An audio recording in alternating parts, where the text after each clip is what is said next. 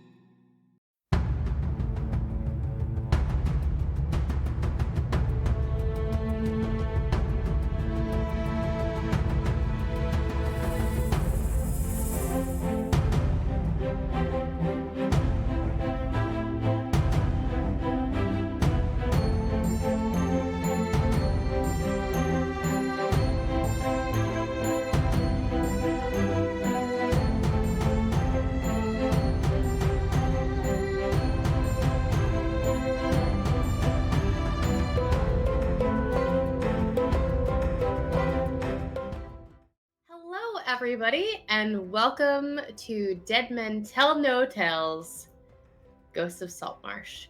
I am Tessa, your RPG mom, your dungeon master, and your storyteller through this wonderful adventure of this crazy salty crew that we have gathered together. We are going to be playing in the Ghosts of Saltmarsh setting, done by Wizards of the Coast, and I am very excited to have you all here with me. But let me say less about myself and move on to my amazing crew here. So I'm going to go ahead and start with Heather directly to my right. Hi, everyone. I'm Heather. You can find me on Twitter at amethyst_magic with a CK. You may have seen me on previous streams as Val, the half-orc cleric on Shenanigans, or as Soxy, the chitin paladin over on Countless Heroes that wrapped up a few months ago. And today I'm playing Coral, the Lutradine Bard, and you're going to have to wait and see what a Lutradine is. Indeed. Let's pass it over to Matthew, or the parrot formerly known as Matthew. Quite, yes. Yes, Matthew is not appearing on stream this evening. He will be assisting me in a capacity that keeps him rather off camera. So you can all enjoy my rather splendiferous appearance. Should you wish to encounter Matthew in other forms of media, you can, of course, look up the Land Above podcast, available through the Nerdsmith website, or look up the Nerdsmith YouTube channel to find old episodes of Homebrew Studio, a weekly streaming program that should be hopefully returning in the near future. Indeed, we are all looking forward to the return of Homebrew Studio. All right, Jay. Hello, I'm Jay. I was on Countless Heroes. I played Oshin. It's the only other thing that I've done on here. You can find me on Twitter at JTex. It's down below. It's the correct spelling. Also, I do art things.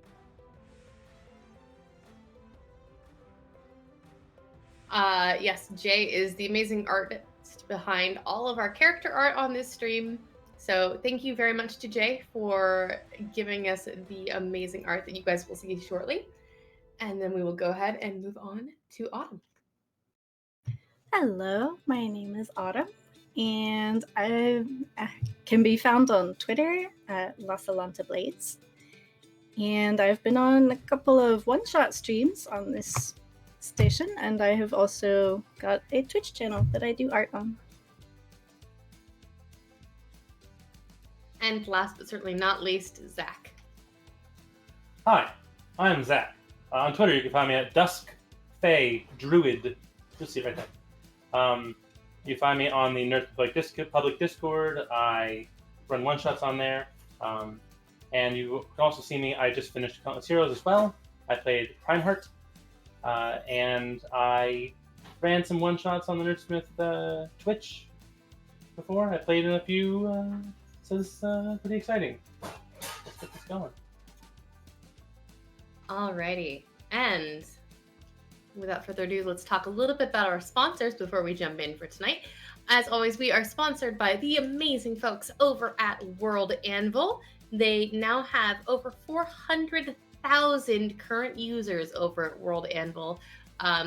Roughly the population of Oakland, California, which I think everybody knows, but for those of us who live in the Bay Area or around the Bay Area of California, it's not a small place. So we're very excited for that. They're also an Emmy award-winning software now for their amazing online resource.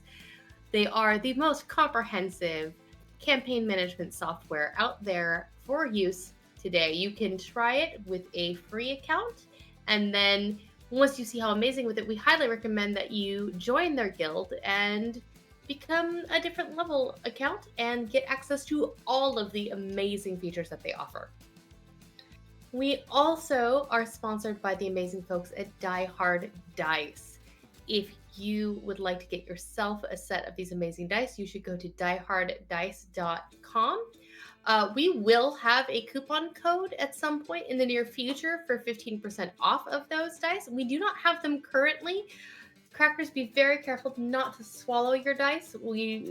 But that is fantastic. I'm so glad you're able to show them off. And also, the folks over at Die Hard are constantly coming out with new colorways. In fact, they just came out with one that makes me so jealous that I need them for this campaign, because I believe they're called From the Depths, and they are a dark blue and black and gold set that I think I might just need to get myself. So pretty. They're so pretty. So by all means, please go check out Die Hard Dice. Not only do they create amazing, wonderful dice, they also have acrylic sets which are gorgeous, that require no polishing or hand washing before you use them. And also, sorry, this is the Salt Crew. I get to do it a little bit, but I will stop. And they also are just incredible people. They have some of the best customer service I have ever seen and are some of the nicest folks I've ever had the pleasure to work with. So please go and support them. We love what they do. All right. So previously, we've done a little bit of a session 0 where our characters met each other and got put together by two of the factions here in Saltmarsh, the Traditionalists and the Loyalists. And we'll talk a little bit more about that momentarily. Not much has happened, so you're not missing anything because this is the premiere episode. So if everybody's ready, why don't we set sail?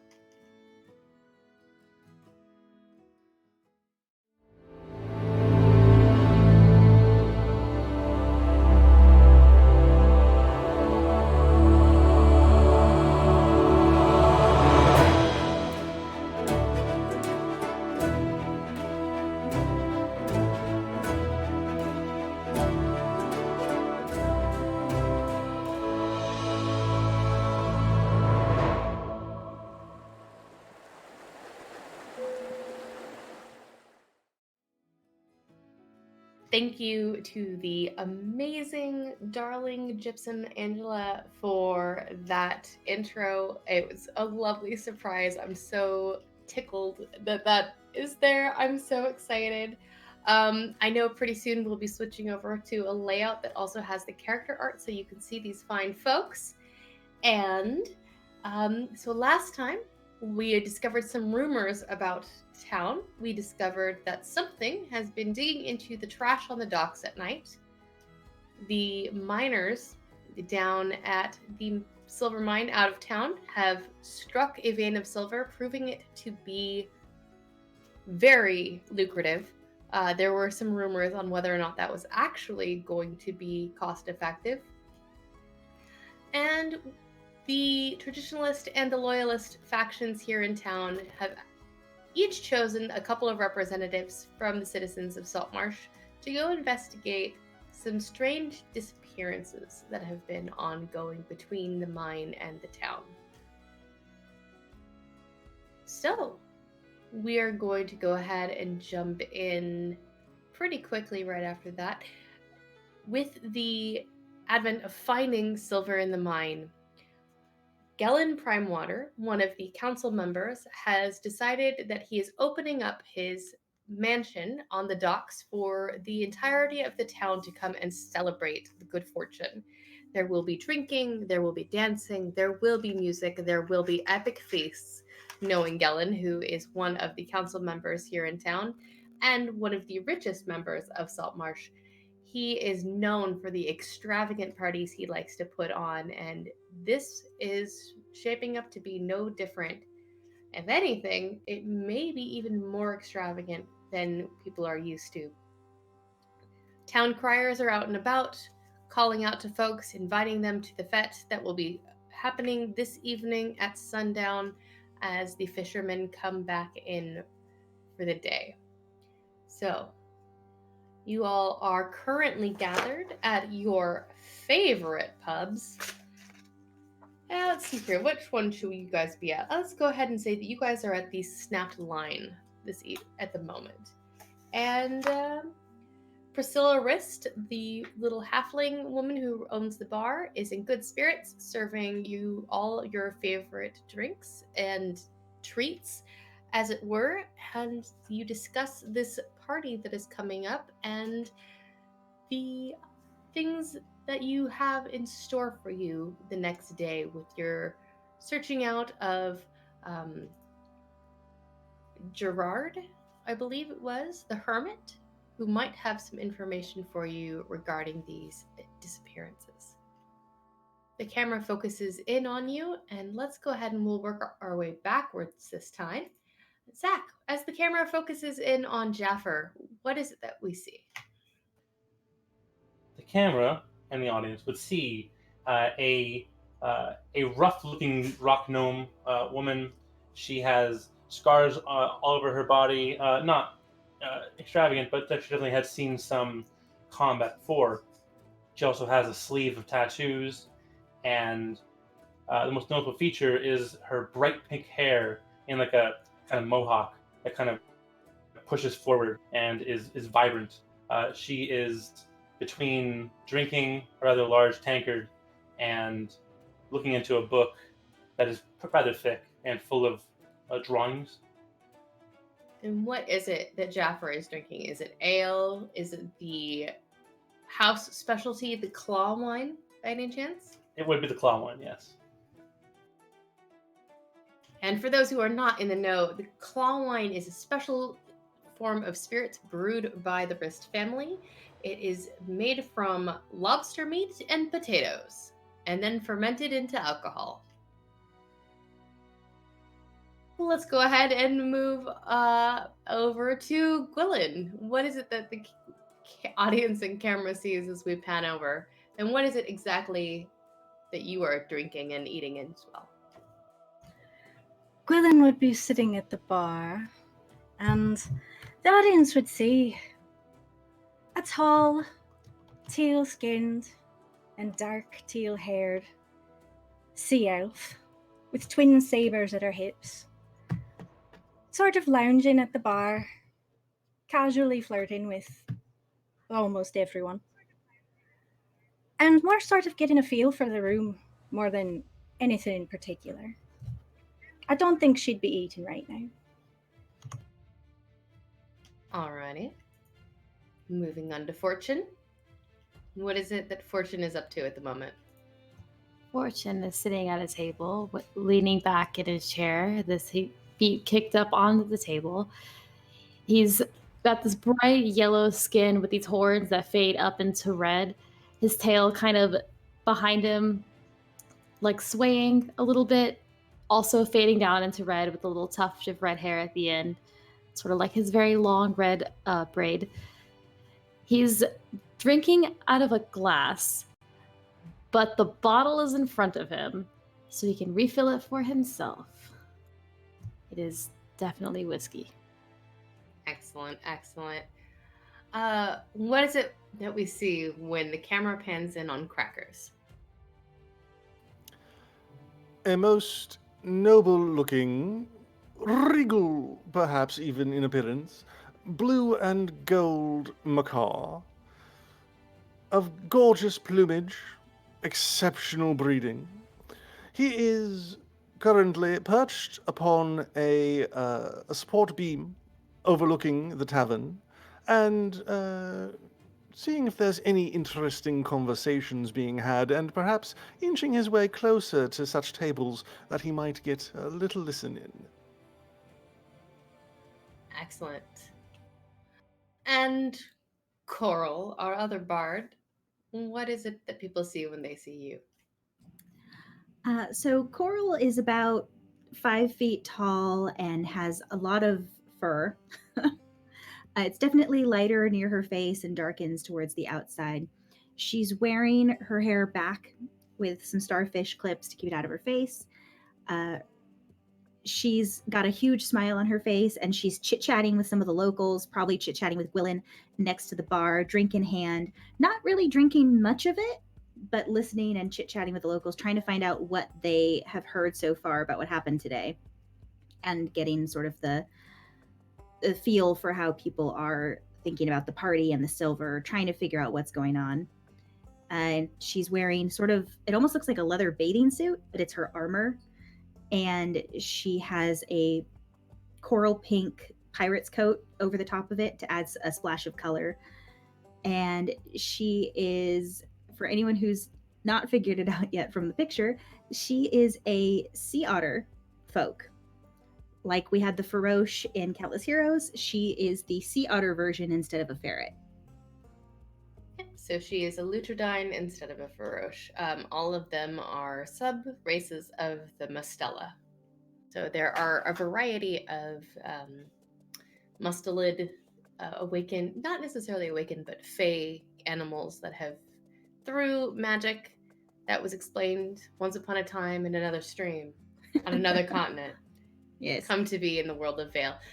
This particular telling of Saltmarsh does take place in the world of Vale on a different continent. So for those of you who are familiar with Countless Heroes, and those of you who are familiar with Shenanigans, this is unexplored territory. This little area does not take place on either Valdora or on Alumir. So, excitement.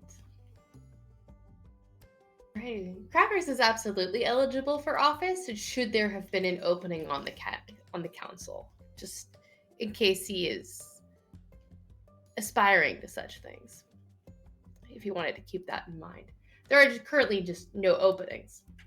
But as you are around listening, why don't you all go ahead and make me a perception check to hear what rumors are being spread around the tavern.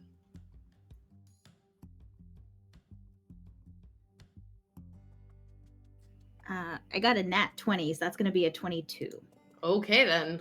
First roll of the game. We're starting off with a nat 20. It's going to be a good one. I'm okay with it. I got a 23. Yeah, 23. It wasn't a nat 20. I got an 8. All right. A 14. Alrighty. 3. Gwilyn's very distracted. Glenn, you are very distracted. This is interesting going on. In fact, Priscilla walking by has probably engaged you in conversation, so you've started tuning out the other tables around you as the halfling with her riotous red hair is engaging you in boisterous and mildly flirtatious conversation. Let's see here. Jaffer, you got a 8, you said? Correct. You just hear the excitement. The people are talking about this feast upcoming. Everybody's excited anytime Gellin opens up the house to the town. It's always a good time.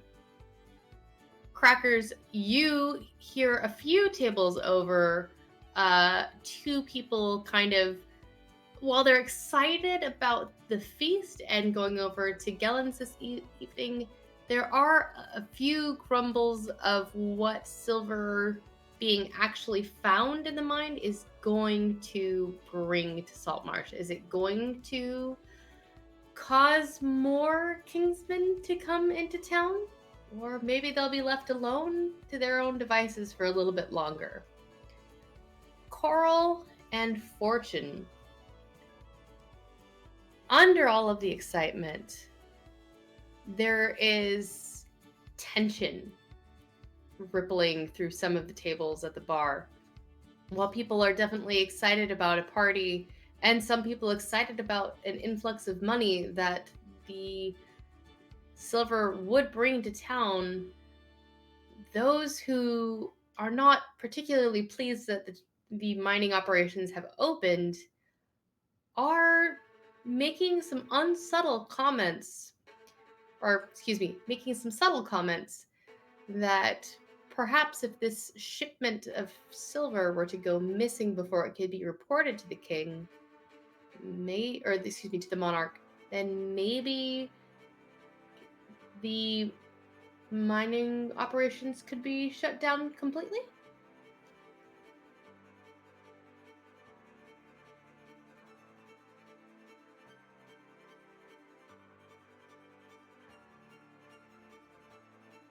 And then there is a whispered shh, and the conversation fades back into the noise of the bar. As Priscilla leans over and pops in, "Can I get y'all anything else?"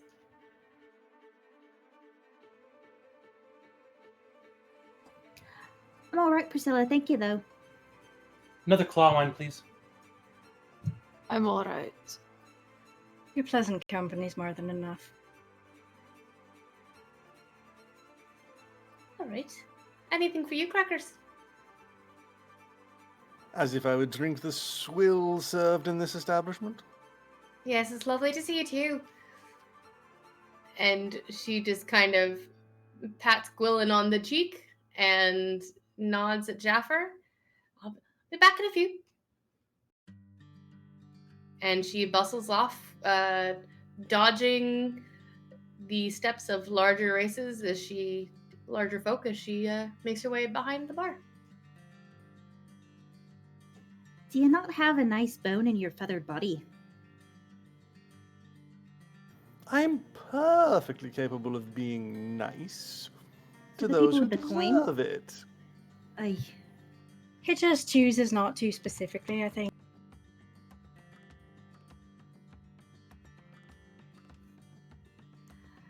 All You right. got nothing nice to say. I guess you say rude things. Long con, Fair there's point. many friends for you.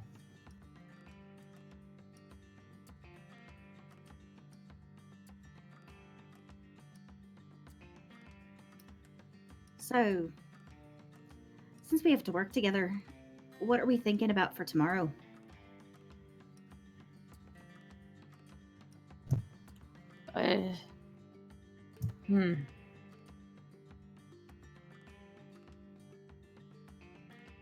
I'm not really thinking past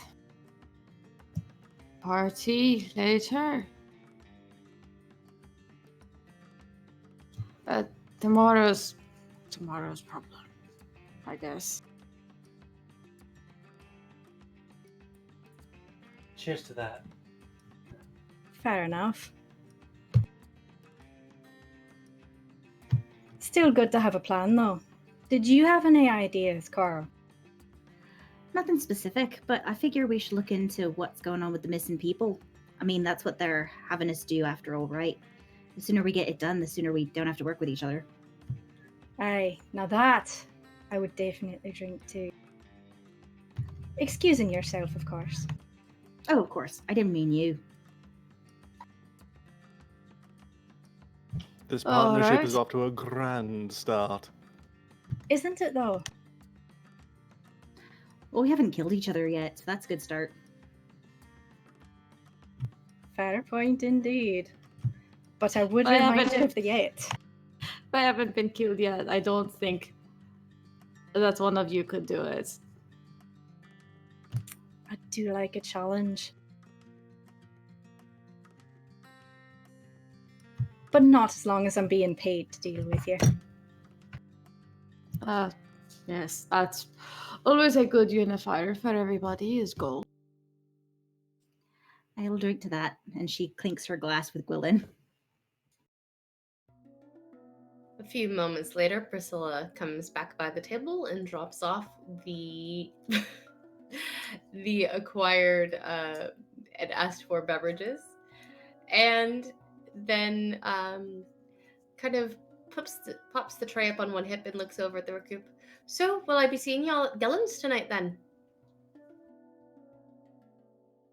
wouldn't Most miss it. certainly. There are free drinks to be drank. I will be there. Well, if you're there, I'm sure I can find the time. Well, free drinks, free food, free dancing. It's always a party. She got the right idea. Well then, I'll probably be closing up the bar here in about, I'd say an hour, so we can all get over into something a little bit maybe more swanky before we head over to the estate. Or not, depending on what you like. But I might get dressed up a bit. Enjoy! Thank you. And she wanders back off. You can hear outside the town crier marking the hour, and noting that that Gellen's estate will be opening within about the next 45 minutes. The Primewater Mansion is right on the docks. It's not very far from where you're at. It's on the edge. The docks of Saltmarsh are kind of curved in a crescent moon shape, and the Primewater Mansion sits towards the left edge of it. From there just is a few other little shops, and then more out to some houseboats, and then out to sea.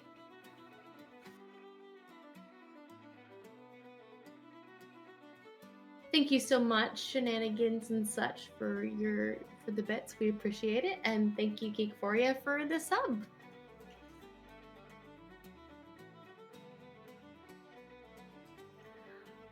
Well, I suppose if people are getting dressed up, I should probably go check on Gran, see if she needs any help.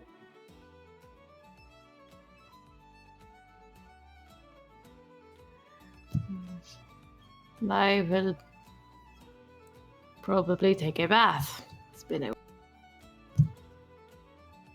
Yes, I didn't want to that, mention yeah. it. I live at sea. Not good for your skin to wash it every day, or your hair. Terrible. Speak for yourself. Just because you spend a lot of time in the ocean doesn't mean you have to smell like it. I don't. Aye. The whole city smells like it. Fortune has an excellent point. I suppose you get used to it when you live here. Yes, in the port, really. It all smell like salt. Little bit like fish all the time. It's kind of... ugh. Nothing wrong with fish. Or salt. Definitely nothing wrong with salt.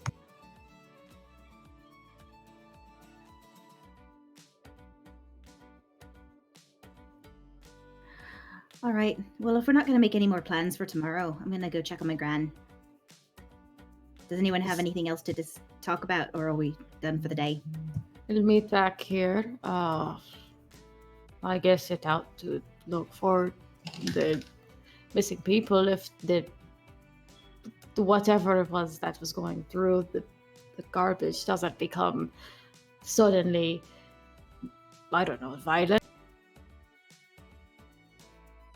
Hey, did any of you hear anything about that? Little. I didn't really follow up much. Didn't look like much. Apparently, some manner of creature coming out and making a mess of things down by the waterfront. Well, that's interesting. It is. I mean, I suppose it's not impossible that they're related. Is there any history with like wild animals coming on the docks, like larger ones that would be doing that kind of thing? Give me a nature check, please.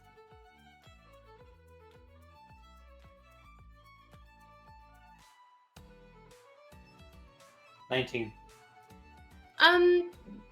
You've heard of instances where bears and animals have come into towns when garbage has been particularly aromatic and food has been scarce.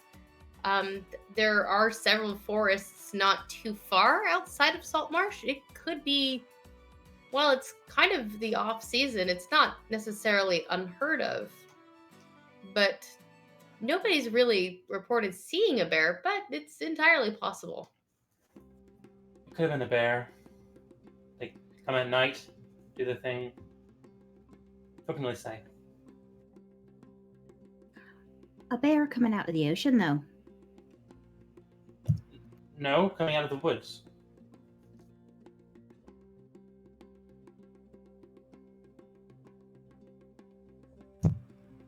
Yeah, okay. Thank you for seeing my position. Yeah, I completely understand. Yes. I wouldn't worry about it. Well, if that suddenly becomes a problem, then we can deal with that because that's immediate and right. Are you a bear outside. fighter? I could be.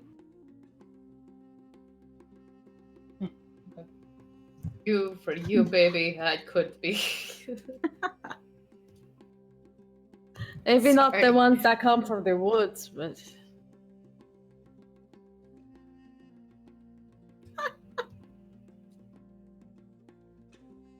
Oh my.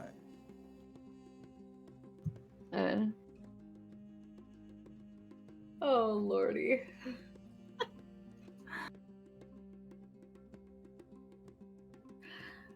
All right. Well, I agree with Fortune, actually, that the garbage doesn't seem like quite as big a deal compared to the people.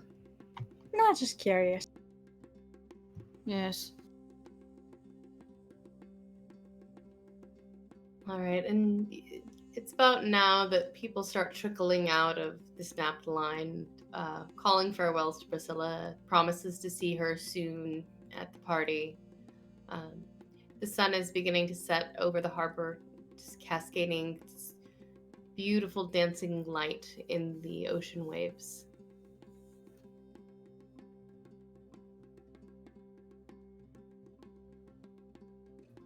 I'm gonna go get ready, so catch you all there. Yes, I'll see you all there. Enjoy See your you bath. there. Talk to you soon. Oh, you're going this way too? Okay, I was, And you all exit the tavern and go your separate ways for a little bit of time. Is there anything in particular that anyone is doing on their way to the party or before they go to the party? Just checking on my gran and seeing if she needs help or seeing if she even wants to go to the party, because she may not. Okay. So you get to your house along with your gran, and she is currently packing up some biscuits that she's made into a basket to bring to the party, which she does every single time Gellin throws a feast. She always brings homemade biscuits and homemade jams, even though she absolutely does not have to do that. It is always, Gellin is always, exceedingly gracious and just incredibly charming. And anytime she brings it, he makes such a fuss that it's become something that she feels like if she didn't do it now, he might be disappointed. And they're always placed with great care and pomp and circumstance among the food as a, like, almost a place of honor for her contributions. Are you ready to go, Gran? I can carry the basket. Oh, I am ready. All right, let's get out then. And she'll grab the basket with one hand and offer her arm to her gran. And she takes your arm and grabs her walking stick with her other hand, and you go head on down the way. Now, where is it that Coral lives in town? Is Coral near docks? Is she near Crabber Cove? Is she up further inland? I didn't look at the map close enough to have an idea. She probably would live near the water, Okay. given that she's a sea otter folk, so going swimming on a regular is something she'd want to be able to do. Also, if it would be a little flatter there, so probably easier for her grand to walk around. Okay, so you probably live out towards Crabber Cove, which is just a bit away from the docks, kind of set off to the east slightly. It's a nice little easy inlet with a bunch of houses grouped together nearby. It's just a little brief walk into the main part of town.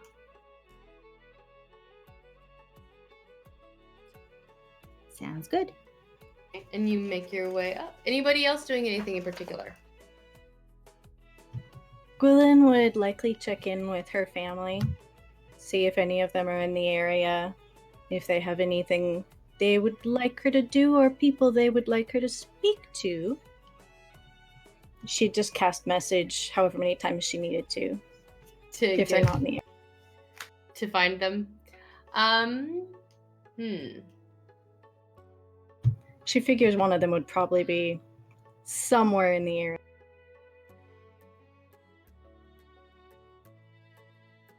You are asked by your mother to make sure that you make a good showing with Gellin, and to make sure that you put a word in for the family. He has been a long-time supporter of your family, and has been incredibly gracious and kind to them in the past. Sure thing, Mom. Great. Now I have to be nice at the party. That's gonna be. Anybody else? Jack Fortune will is go back to her actually plate. Okay, go ahead. Sorry. Fortune is actually just taking a bath and changing his clothes. All right. Jeffrey would go and see if she got any letters, like jobs to do other than what she has to do. Hopefully, looking and then it's empty and oh shit. You do have a letter from a woman named Motley, who is asking you to come by her pub and see if you can help her fix the keg lines. She's having a little bit of trouble making them more efficient and thinks that perhaps your touch would be perfect in this instance. Now I know Motley, right? You do know Motley. Do I have enough time to go over and fix that right now?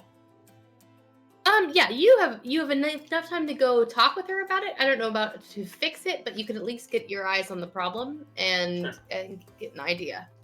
I go in and I lift it up an old chest and I pull out my scale mail and I just wrap it up in like a bed sheet. Just take it over to Motley's just so I can change there. Okay. All right. So you head on over to Motley lives fairly near Gellin. Her houseboat is on the edge of the docks, and she's got a little sign out front that says Motley's Pub.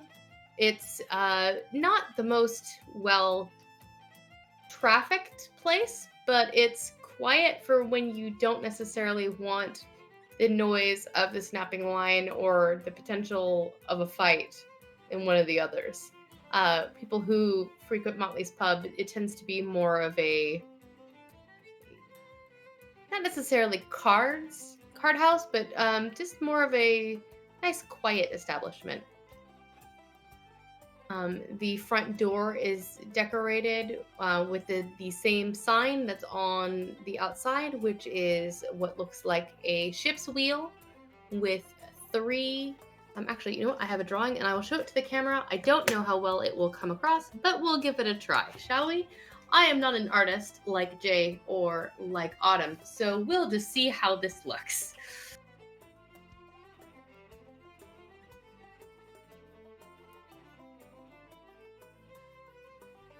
So that is the the sign and sigil for Motley's Pub.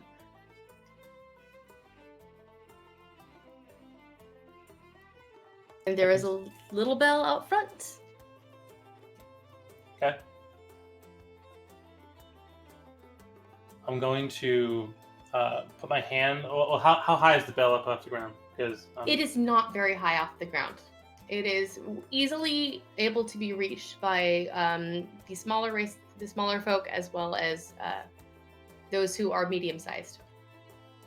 I will touch it and whisper some gnomish words that signify like light and radiance and all that kind of thing, and I imbue it with kind of a radiant rainbow light, and then I flick it so it goes off. Okay. There is a very pleasant chime inside, and you hear the patter of feet as you hear it. Oh, guests!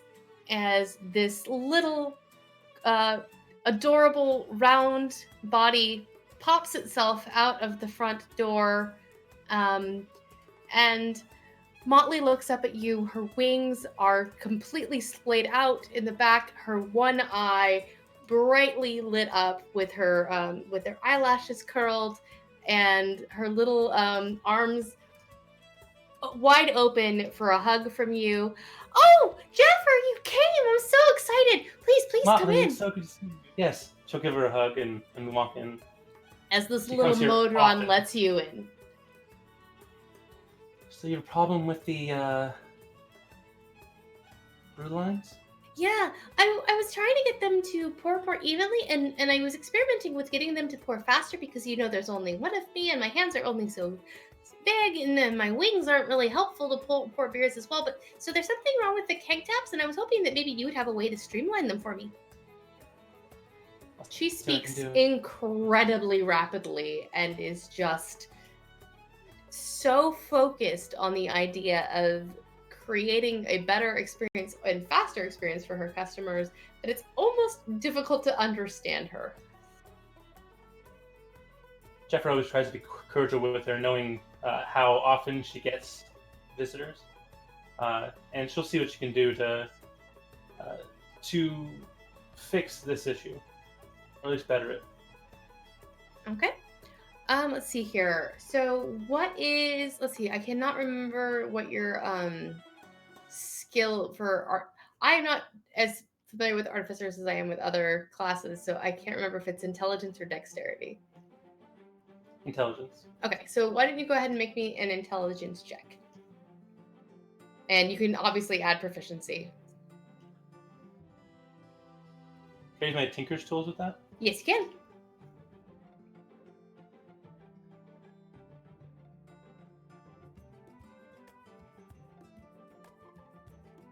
$14. All right.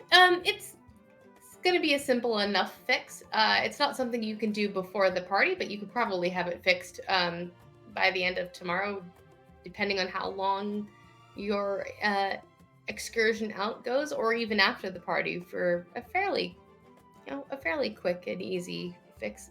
It looks like she's accidentally managed to, in her haste to try and connect them all, she may have welded some of the taps shut rather than together. I am not a person who knows how to do anything mechanical, so we're going to say that totally makes sense. And for chat, I'm sorry. Jaffer explains in as she can what she's going to do and how she's going to try to do it sunrise tomorrow, if that's okay. Oh, absolutely. I wouldn't expect you to be... there's a party going on. I wouldn't have expected you to come this late anyway, but I really appreciate it. Yes. Of course, no problem. Are you going to the party too? Oh, yes. Gellin has asked me to bring some of my special ales. So yes, I'm going to be bringing it over shortly. I've just. Do you need help to take them? I can escort you. Oh, that would be wonderful. Thank you so much. As she kind of trundles back behind her bar and starts pulling this keg, which is as big as she is, trying to move it her wings flapping just erratically as she's frantically trying to get herself off the ground as she's tugging this giant cask of ale. Jeffrey tries to help. Tries to be useful. Between the two of you, it's easy enough to load onto a little cart that is on wheels and can be taken over. Okay. And then Jeffrey's going to put on her scale mail. Her scale mail isn't really used often enough, so it's pristine. Alrighty. So she's going to put that on. It's like, I don't have any nice clothes, so nice armor it is. Alright. Motley grabs a clean towel off the bar and kind of does a quick shine of her face and of her feet and her hands. So she is got this lovely brass workings are all nice and gleaming in the last rays of the sun. Before you guys head off, just a couple doors down to the estate of Gellin Primewater. Is there anything that Crackers is doing before the party? Crackers will quickly fly to his domicile, which he shares with his roommate slash landlord, a individual by the name of Giuseppe, whose standards of cleanliness leave something to be desired, but rent is cheap, and so Crackers finds his way. I find my way, rather, speaking in first person. I find my way to my small chest of personal belongings, and I dig into it momentarily and pull out my one of my bow ties that I keep for such festive occasions. This one in particular is a fine silk bow tie with a black and white checkerboard pattern. And I quickly affix it around my neck and check myself very quickly in the mirror and say, Giuseppe, I am off to a party. Goodbye, and fly out the window. You hear a bye. I'm gonna be there in like 3 minutes as you leave. And so you all make your way over to the estate on the docks. There have been lanterns, paper lanterns lit, echoing the, oh my God, I just caught the fact that you were making him fly, and it's amazing, Matthew. My brain was having a moment of trying to figure out what was happening, and then I realized. So I love it so much. So these beautiful paper lanterns have been strung across the front of the estate, echoing the moonlight that has begun to rise over the water. You can see the lights of some of the houseboat creating this beautiful atmosphere across the bay and across the docks. It is night in Saltmarsh is one of the most beautiful times. This fishing town, which many times is small and riotous and sometimes a little stinky from the amount of fish, is just gorgeous at night. When the breeze kicks up and blows back out to sea, taking the heat of the day with it, creating this not quite romantic, but just peaceful atmosphere. It is, in a word, breathtaking, the amount of work that has gone into creating this event on such short notice.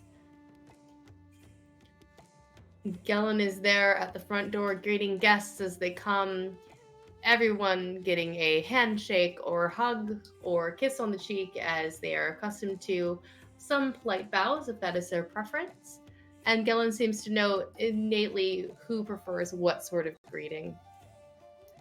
He is dressed in rich blue robes trimmed with cloth of gold and also bits of silver jewelry hanging from his neck and his ears in a bit of celebration and homage to the occasion of the silver being found in the mine.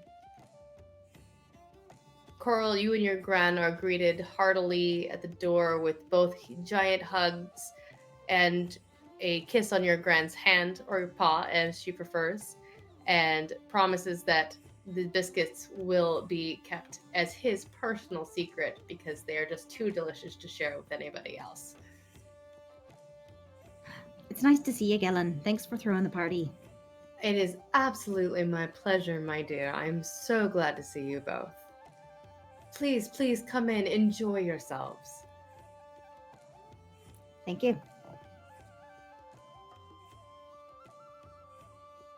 Gwilyn, you are met at the door by Gellin with it. Oh, Miss Hayes, thank you so much for coming. It's wonderful to see you. How is your family? They're doing quite well, and they send their greetings on. You're looking lovely tonight, as always. Oh, and not nearly as lovely as yourself. Please do come in and enjoy yourself. Thank you. I hope we get to talk again later. I would like nothing more.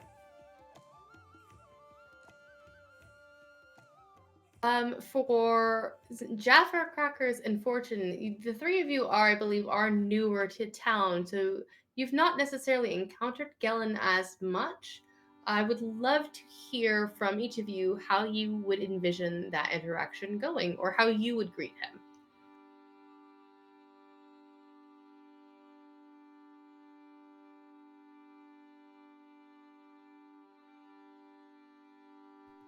Well, as I will start off, Jaffa will be coming with Motley. She said she was going to escort, so she's walking up with her chainmail on. It's clinking. Her chainmail is very well crafted, and it's crafted like fish scales. And she actually has a visor around her head, or like a circlet, and a cape on her back, cloak.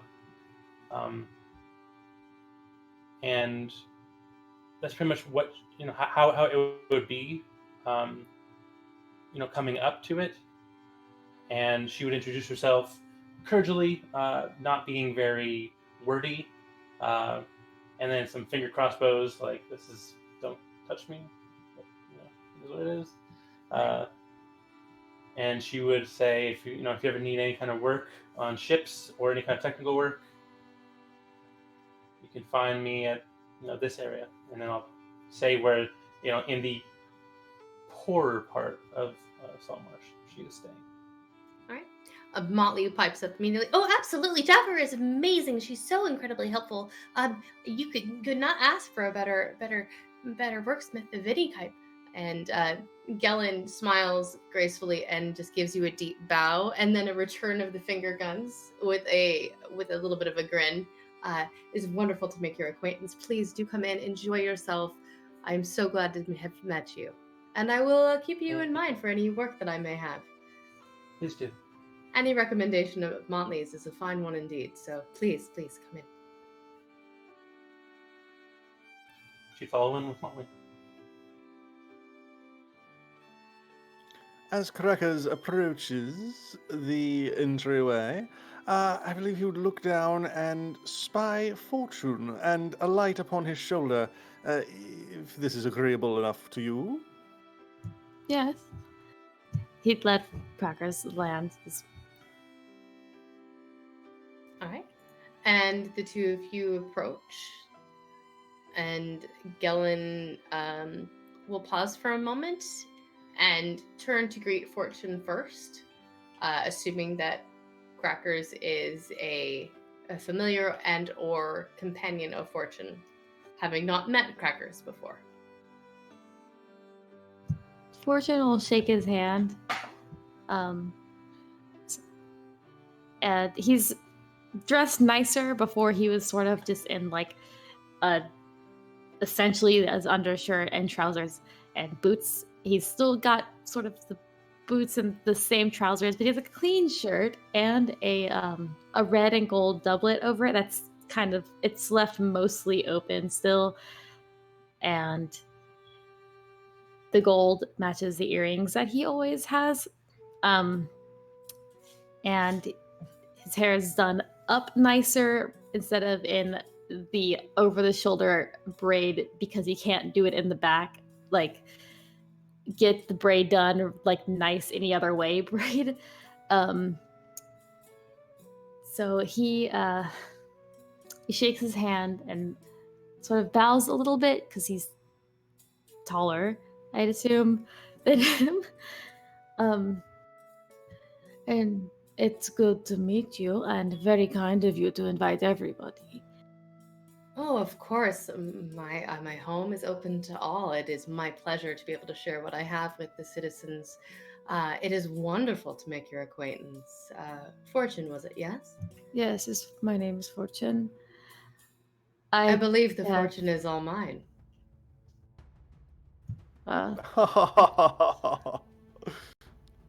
Truly, your wit is as wondrous as your generosity and hospitality in welcoming us all to your home this evening.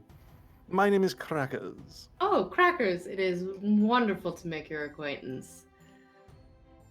And he bows to you as well. He seems to have been taken aback for just a moment that you spoke so readily to him, and then just like a blink of an eye, the shock is gone, and the very smooth exterior is right back in its place.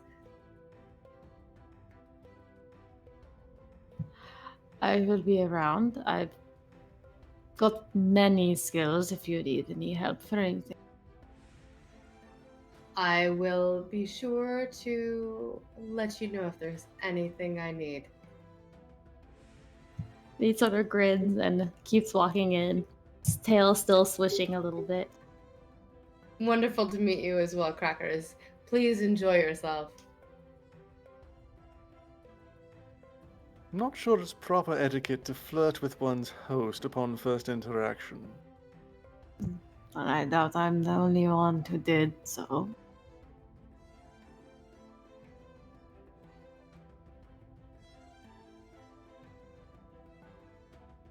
This is true. Fortune is definitely not the only one to have flirted with Skeleton upon first interaction. I don't think I shall ever become accustomed to these strange mating rituals you people have. Oh, it's true, they're very strange. I don't blame you. The inside of the house is even more decadently decorated than the outside. There is live music playing in one room, a kind of lilting waltz in another, a fast jig, both being played by very competent bards. And it seems that no matter where you go in the house, the two factions are more than comfortable, as there is a variety of levels of decadence being catered to. For those who prefer more rustic hospitality, there is a large room with benches available, a large wooden dance floor, and you can see Motley setting up her kegs of ale. On the other side, there is a ballroom complete with string musicians, a little bit more of a decadent table setting, and kind of a buffet line, as well as goblets of wine being poured. And it doesn't look like there's any discrimination between from the SECTS, because I can't speak tonight, of town or poverty level. Everyone is more than welcome in anywhere in the house. It just seems according to whatever they are most comfortable partaking in.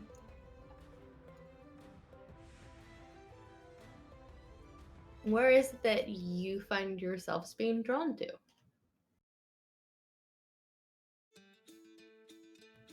Jacker's hanging out with Motley. Motley is happily chattering away with you as she pours beers.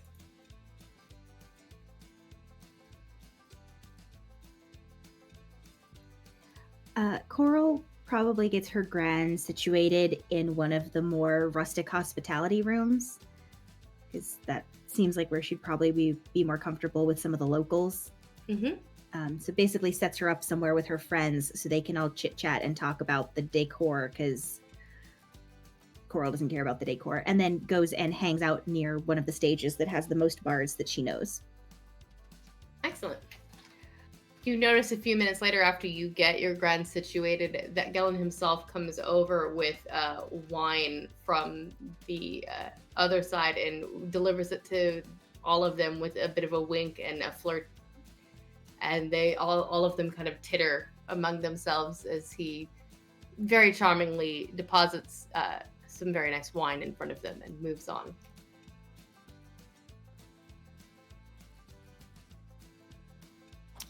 Always a smooth one, that one.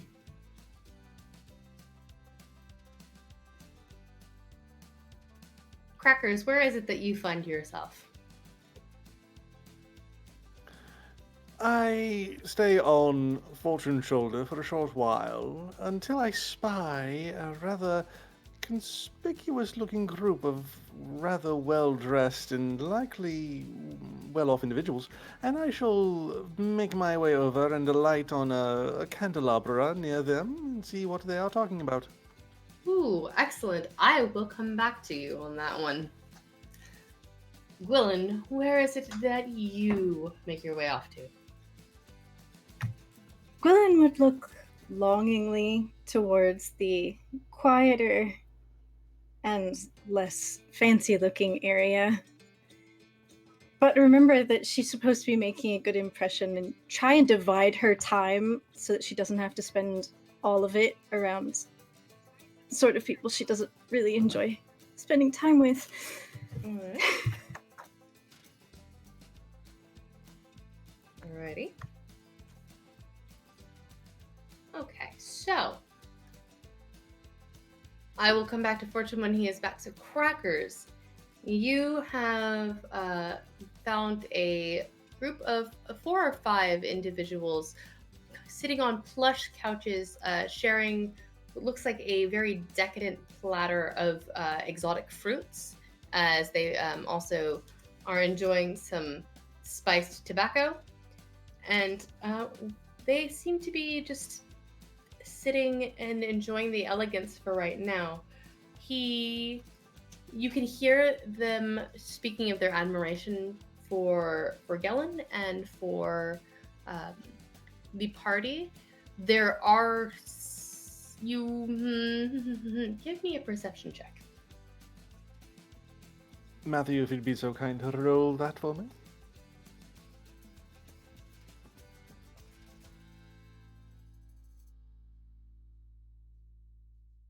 I think I shall have to find a new dice roller. That was a total of 5. All right. Well, then you don't recognize any of the group. There is something that's tickling the back of your beak about them. Cannot place them, however. You see one of them, a tall man with short silver hair, kind of just very calmly appears like he's almost holding court with the other gentlemen in the group. He is speaking about the sea princes and the concern that they could be returning to town.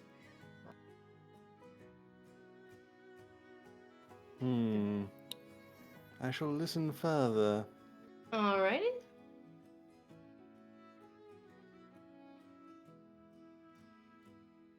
So, some of them begin to speak about a lost shipment that they're having trouble tracking down.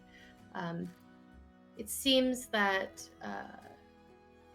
during the last 2 nights, a shipment of precious cargo has gone missing, and they're not entirely sure where it has gotten off to.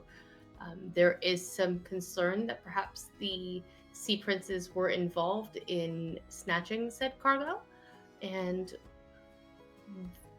they are concerned that the findings of silver in the mine paints a fresh target on Saltmarsh for such happenings.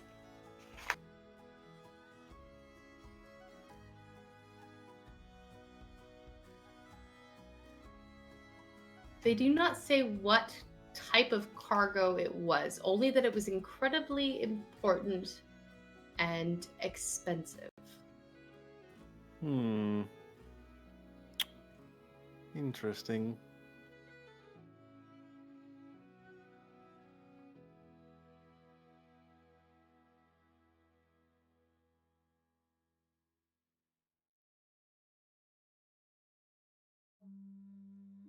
And we've lost Fortune again, but he will be back, I am assuming.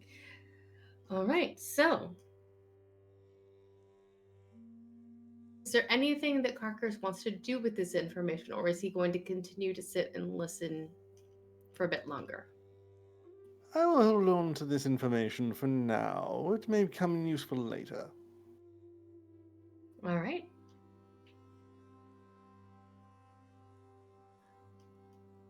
So do you stay in the room though, or do you just you fly off? Oh yes. Okay. After a while, the talk turns to other topics, mainly trade goods, things like that. Nothing overtly interesting, just business as usual. Well, I suppose if it seems like the flow of interesting information has stopped, I will flutter off and try and find something else of interest. All right. So time passes at the party, and you are all. Well, let's see here. Why doesn't everybody go ahead and roll me a d20 and let's see how well you are enjoying yourselves at this party? That's a 19. Coral, you're having a blast. This is probably one of Gellen's better parties, in your opinion. 4. Jaffer, this is a lot of people. This is a lot of people you don't necessarily know. Motley's fun, but this is interesting. Not enough card games, not enough whiskey. Not enough to do with your hands. Jeffrey's trying though. 11. Oh, forgive me. 15. Right. With an 11 crackers, you're having it's a good time. It's a small town. It's nowhere near as interesting the parties that you used to attend. But it's at least more enjoyable than the last couple of days you've had here in Saltmarsh. Gwilyn, you're having a decent time. Making the rounds you thought would be a little bit more taxing than it appears to be. You've managed to find Coral, and the two of you are thick as thieves, enjoying not only the music, but a fair amount of drink between the two of you. I will catch up with what Fortune is doing when he gets back. Is there anything in particular that you would like to accomplish while you are at this party?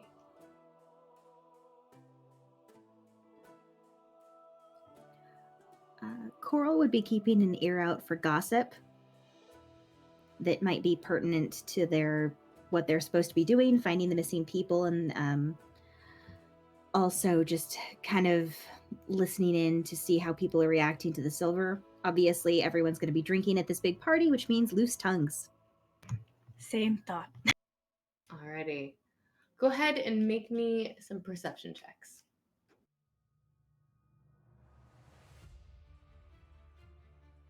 That's a 7. Coral, loose tongues and loose ears. Having a hard time with the amount that you've also had. She keeps getting distracted by how good the band is. Yes. I got the same. It would be an 8 with my +1, but that's all right. You guys are just having a blast. What tomorrow's work is tomorrow's business. Nothing you have to worry about right now. What about you, Jaffer? Anything you want to accomplish in particular? Jaffer, if she gets antsy, she would try to make her way around towards some of the more seafaring folk and ask them if their ships need any work. Just kind of trying to sell herself. and she actually, while she was sitting, she probably was like fiddling and like ripping pieces of paper up and writing her address onto it, so she could just like hand them her address. Makeshift Like- business cards. Yeah, like I got nothing to do. I make money. That's what I'm trying to do. So All right, go ahead and roll me a persuasion check. Let's see how effective you are at passing out your address for work.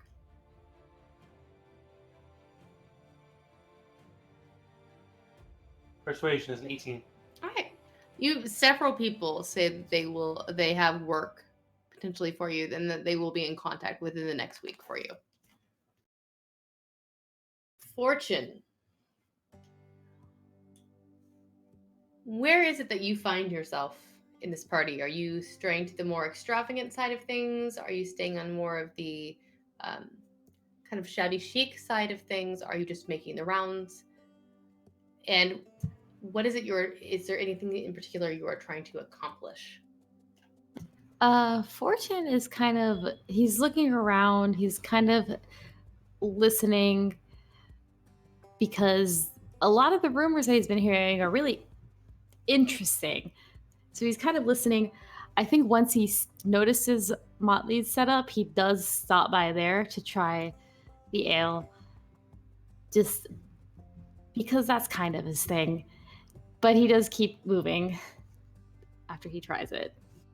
All right. Why don't you go ahead and roll a d20 and let's see how well you are enjoying yourself at the party. 17. You're having a great time. The alcohol is delicious and free and copious. There is free food. There are many, many pretty people to look at, interesting conversations to listen to, and just seems to be, it's a good night. Is there anything in particular that you are trying to find out? Anywhere in particular that you're trying to listen to, or just generally keeping a ear to the room? He's listening for more on what he'd heard earlier, especially if there are any particular names of I'm blanking on the word now. The pirate princes now. But he's kind of listening for that mostly. Okay, go ahead and make a perception check.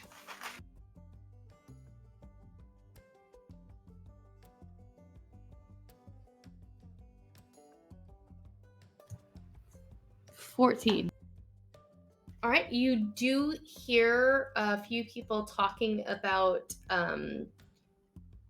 some fishing crews that have gone missing, and that they think that the sea princes may be involved.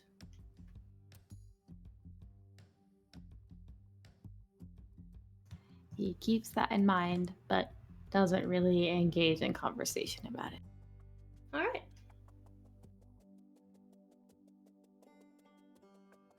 So, Gwilyn.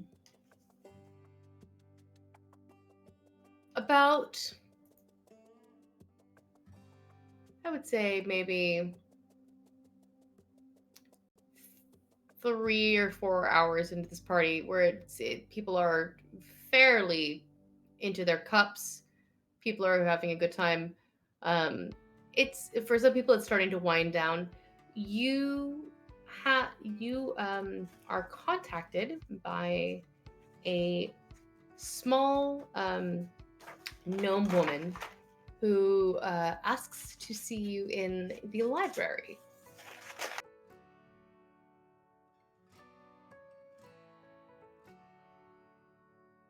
Do I recognize this woman? You do. This is Feliza. She is one of Gellen's employees. In fact, you know her to be his cook and chef. She's responsible for the vast majority of the food that has been prepared at this party. Evening, Feliza. How are you? I'm well, Gwilyn. I was wondering if I could have the pleasure of your company in the library. I have a interesting proposition that I'd like your expertise with, please. Of course. I'm always a fan of interesting propositions. Thank you. After you, and she kind of gestures off and gives Coral a smile to you. I hope everything was to your liking. Everything was delicious. It always is. You're a great cook, Feliza. Oh, thank you, Coral. Indeed. Sorry to take your drinking companion away, but I'll return her shortly. I promise. Oh, it's all right. I'll catch up with her later. You're the best.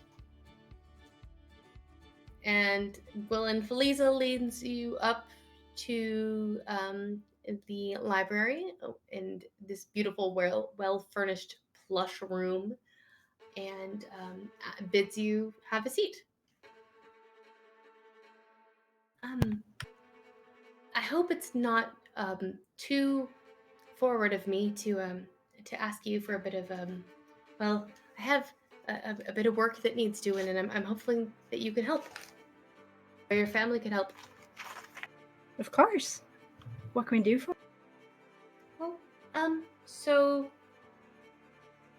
we had some. Well, she kind of looks around over her shoulder to make sure that no one's listening, with the door being shut and everything. We had a fishing boat go missing along with its crew, and I'm wondering if you and your family could be tasked to find those aboard and perhaps the cargo as well. Of course. Can you give me any more information on it? Yes. The boat I will get you the name of, because the DM has to think of it before it goes much further than that. And the cargo, she reaches into a pocket and pulls out a small bundle and hands it over to you. Several hundred of these. She would carefully peek inside. Alrighty. Give me a nature check, please.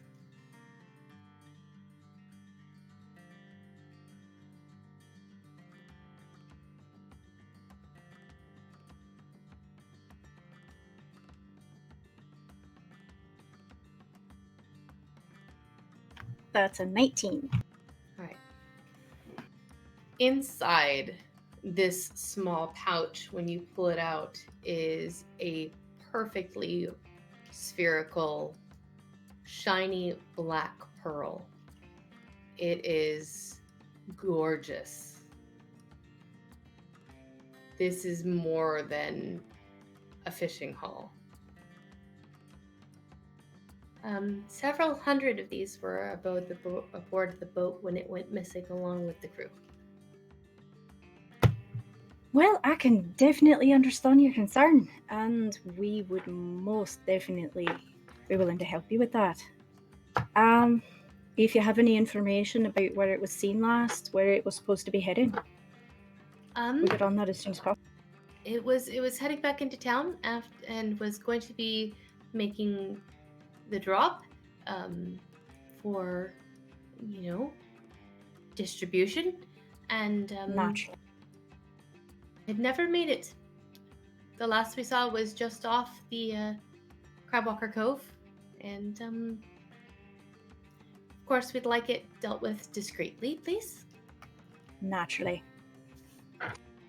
We at this point are not anticipating Sea Prince involvement, but it would be best if perhaps the monarch were left out of this particular exchange.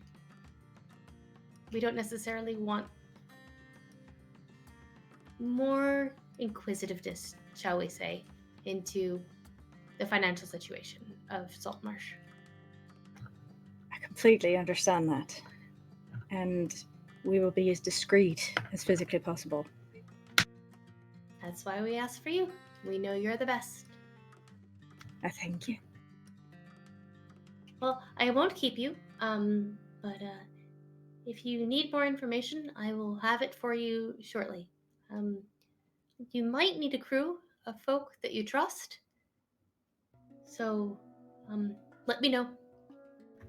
All right, I'll get back with you. Thank you. Thank you. Enjoy the rest of your night. You can keep that, by the way, as call it prepayment for at least a portion. You are as lovely as the day is long, and I thank you. And she will tuck it away carefully. She nods and waits a few moments after you leave to exit herself, just to give a little bit of space.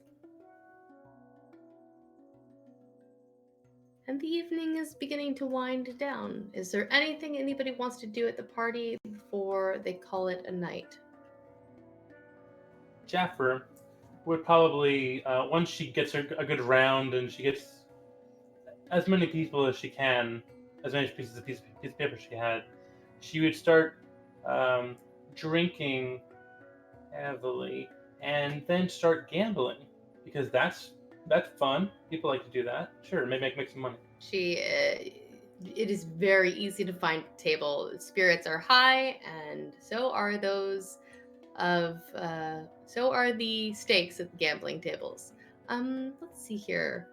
Let's see how well you do. I'm gonna have you roll, and I will roll, and we will do best 2 out of 3 here. So roll a d20. I will also roll a d20, and we'll just make it very simple here. Okay. What did you get? 7. I got a 4, so you did great the first hand. Let's go ahead and see how you did on the second. 7 again. Pretty exciting. It's an 8, so Rats. almost broke even. And then the final roll. 17. That is a 2, so you do quite well, and you end up with, let's say, 3 gold by the end of the evening that you have amassed in your gambling. That's a lot of money. Good. Thank you. It is. It's a decent haul. Anyone else? Before they leave, Coral makes sure to go and check that all of her grand's biscuits were taken and eaten, and if they aren't, she hides them among the other food. Same with the jam, just in case, because her gran is so invested in it. She makes sure it looks like everyone ate them, even if they didn't. Luckily, you have no worries about that. You get over there, and it looks like every morsel has been absolutely devoured. The cloth napkin that was covering them has been cleaned, pressed, and neatly folded back in the basket, and the jam jars have been emptied out, cleaned with their lids ready for transport home, along with a hand-penned thank you note from Gellin himself, thanking her for the trouble of bringing said biscuits. You're not entirely sure when he had time to write that while he was hosting this party, but somehow he made it happen. Bless your heart, Gellin, you're a charmer. And she packs it all up and makes sure to put the note on top.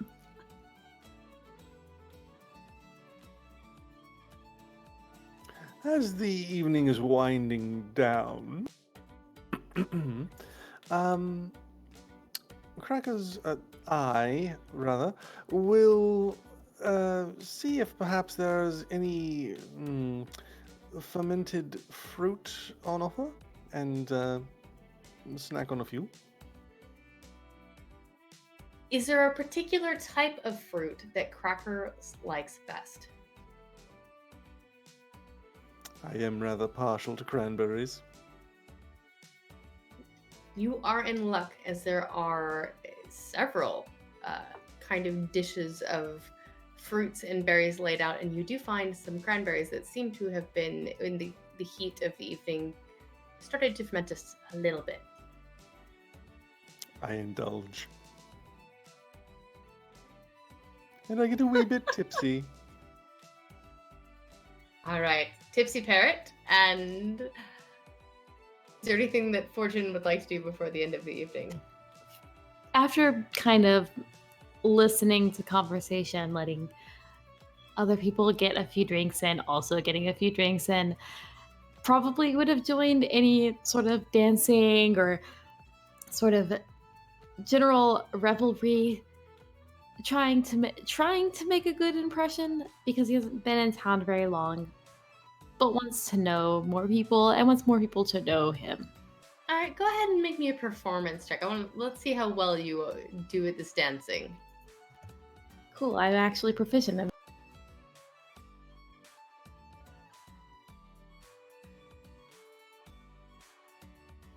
20. Wait, yeah, 20. 17 plus 3. All right, you do a very good showing in the dancing. Are you sticking to more of the jigs and country reels, or are you going over towards where more of the waltzing, or do you intermix? I think he sort of intermixes, not like it doesn't really go towards the waltzing when it's like slower songs, but whenever it's faster, he's like, oh, goes over there, and then when the other side seems more lively, he goes over there, switching it back and forth. All right. Well, you do an excellent job. You are chatted up by many people who are enamored of your dancing and happy to make your acquaintance, and you have a wonderful time. At one point, you do find yourself dancing with Gellin as the evening goes on. He seems to have materialized as if out of nowhere to catch you for a brief dance, as it were. And ever the gentleman thanks you for it after it is over and moves along. Is there anything anyone else would like? Is there anything that anybody else wants to do before the party is over? Or before we see the sunset completely on the first day of the campaign? Gwilyn tried to make a good impression as she could at the party, and once it's over, she will try and find somewhere where no one can overhear her at all and contact her mother about the conversation she just had and the potential job. Alrighty. Make me a stealth check.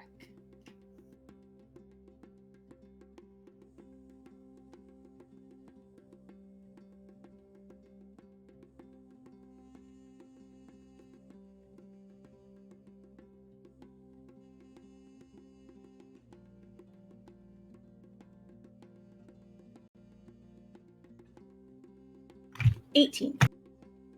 Alrighty. So, you find yourself a secluded alleyway on your way home and fire off a message to your mother. And what is it that you say? Exact words or paraphrase? Let's go with paraphrase for now. She wouldn't say everything. Just because she's kind of out in the open still, but she would ask that someone from the family, as she would say, be sent to talk to her in person, as she still has a commitment to the job in town. They've been contacted about a missing ship and cargo.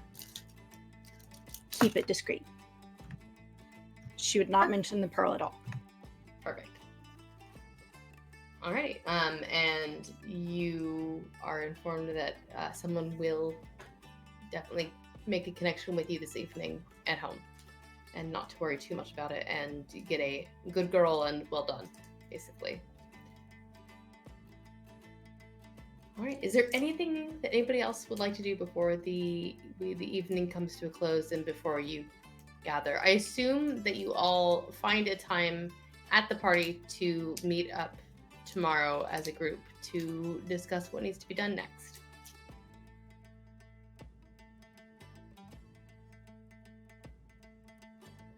Jaffer would, once she,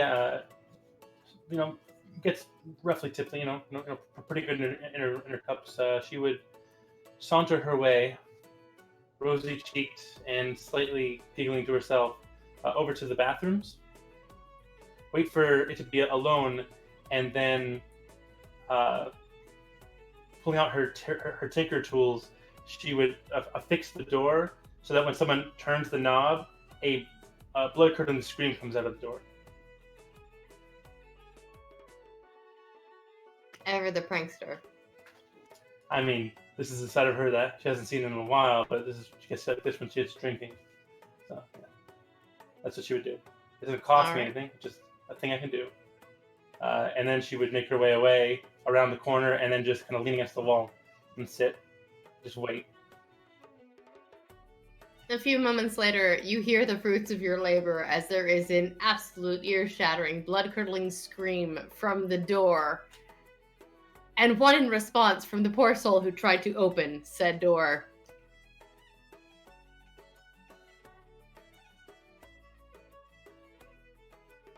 Success. That would be scary as hell. I love it. Gnomish prankster that she is. All right. Is there anything anybody else wants to do?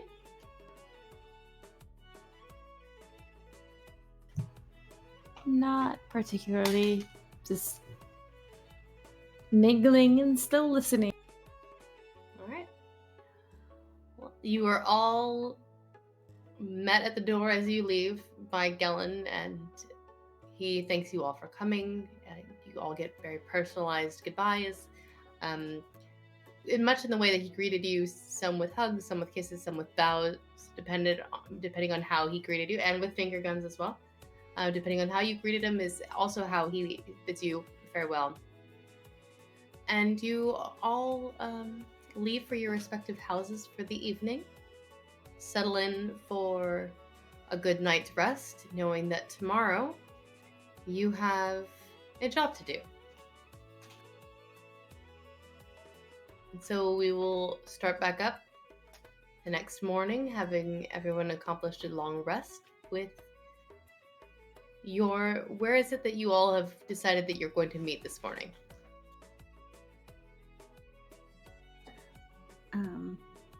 I assume probably somewhere neutral.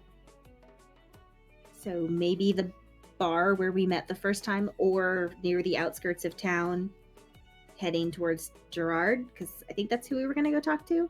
There are several considered neutral, quote-unquote, territories.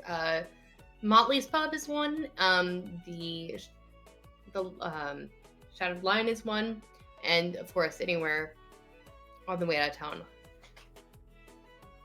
Depends on what it is you want. If you want breakfast, if you want just a quiet place to talk, or if you want to be on the move quickly.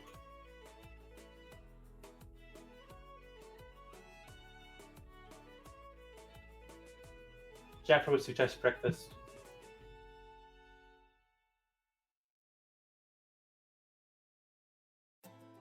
Okay. Okay. Do we want to meet at Motley's, since Jaffer was going to go there anyway? That works. Yeah, give her some patronage. I just rolled how much Fortune enjoyed that ale and got a 19, so I think he would also be insistent on going to Motley. Excellent. Jaffer would, of course, at the crack of dawn, would go over to Motley's to work before the main rush comes in. Well, main rush would come in. That's what she's doing in the morning. All right. So Motley greets you at the door and has a big mug of coffee ready for you, and is delighted that you are there, and helps in any way she can.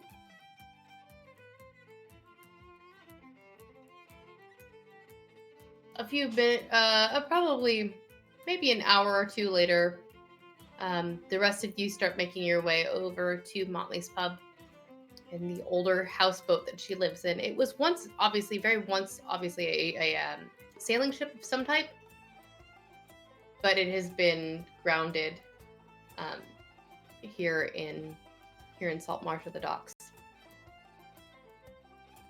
Jaffer would have made sure that the ship, it's obviously moored, so it's not going to sink, but she would have still done like a once over, like probably one of the first few times that she actually went over to visit, just like as a cursory glance, just making sure that it's all good. She would have patched up what she couldn't, what she noticed anything was wrong. If there were any like holes in the hull that were like seafaring creatures can come in, what else can get in there? It is remarkably shipworthy for a ship that does not sail anywhere. Nice. So all of you are greeted at the door with a little bell in front of the citadel on the door that's bearing the mark of Motley's Pub.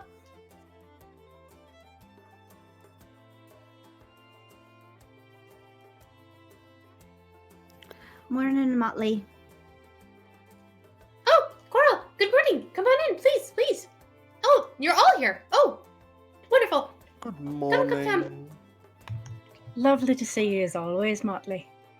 Lovely to see you as well, Glenn.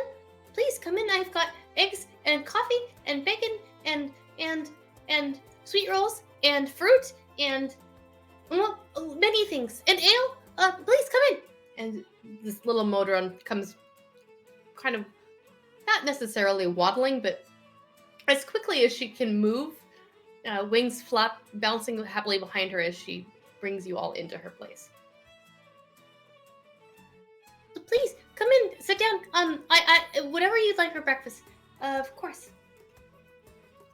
Oh, Motley, my gran sent me with that rose oil that she liked the other day, and Oh! she gives her a little bottle. Please, thank you so much. I really appreciate it. Give her my thanks. Do I owe you anything for it? Oh no, it's all right. Okay. Well, please have a seat and enjoy yourselves. I'll be over. Fortune, you liked the Kraken ale, yes? That was the one you seemed to enjoy I yesterday. did, yes. Very much so. Do you have some? Right now? I do. And crackers, you liked cranberries from what I remember. I have some fresh. I also have a couple of different melons if you would like to try them as well. Oh, a melon sounds lovely. Thank you. Would you like honeydew, crepe, or cantaloupe? Or a melange of all three? Let's go with a mixture of the three. Excellent. Coming right up. Glenn, Coral, Jaffer, anything else for you guys? I'm good, darling. Thank you. My gran stuffed me full before I left the house. Not hard to do. Her cooking is delicious. That's true. I'll have an ale. I already ate back home, but I think No problem. Kraken or pearl? pearl, please. Excellent. Coming right up. And she flits off behind the counter and through the galley door that swings shut behind her. And the five of you are left in relative peace and quiet, as it seems that there are no other customers in Motley's Pub right now. And you can hear the slightly off-key, but definitely precisely timed humming of Motley as she is busying herself. She is adorable. How are all of you this morning? Fine. Life. Right is rain. Quite well, thank you. Thank you all for coming here. I really appreciate it. Of course. Motley needs the patronage. Not a problem. Motley's adorable. She is. And I love the place. Yes. I haven't It's like been home. on any sort of ship in a while. Now that's a right shame. It is. I spend a lot more time in the water than I do on the ships, actually.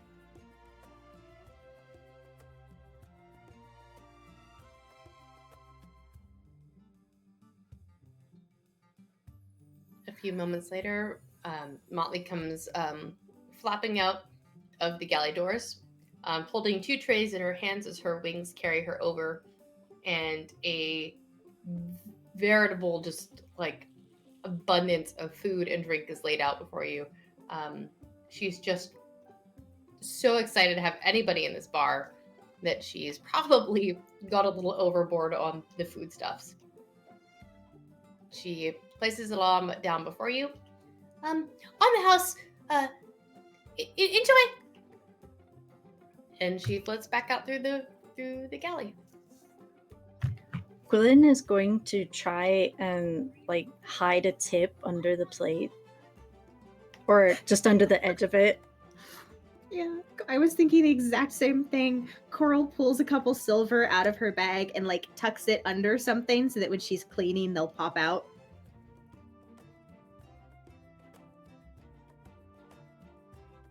She always tries not to charge us.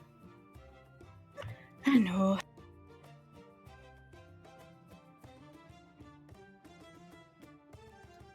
So what are we doing? What are we doing? What's our job? We had a job I'm today. enjoying a melon. Great. Good job. After Crackers is finished enjoying his lovely melon, I believe we should probably do something about finding the missing people. That Yes. seems like it might be a tad important. Yes. Head of the dog. Then we look for the missing people. There's a plan. And it sounds like a good one. Yeah, we've got to find the missing people and we've got to look into the... If we've got time, looking into the garbage situation. It's fair, I'm telling you. Yes. If we hear anything else about it. Well, if it's a bear, you're welcome to say I told you so, Jaffer. Yes. I'll hold you to it. I could make a comment, but I'll refrain from. All right, so do we want to go talk to Gerard first then? Find out what he knows. Good plan. Good a place to start as any.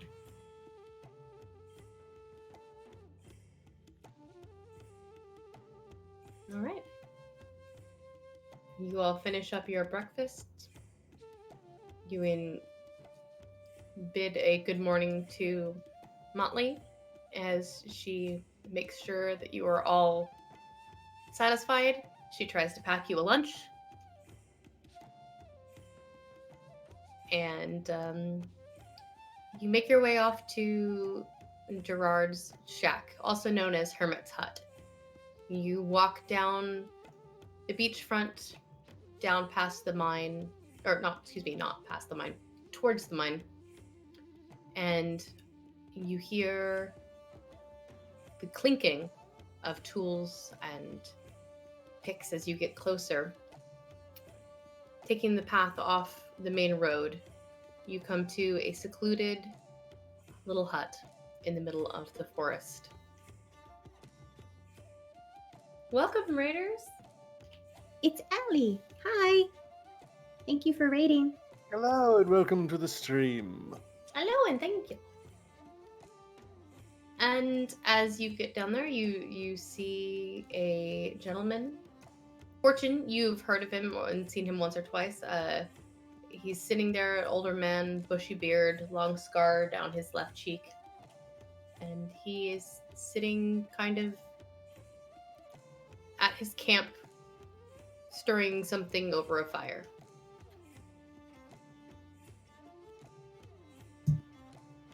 Okay. Hello, Gerard. Yeah. Good morning. Good morning. I wasn't expecting folk. Is everything well with you this morning?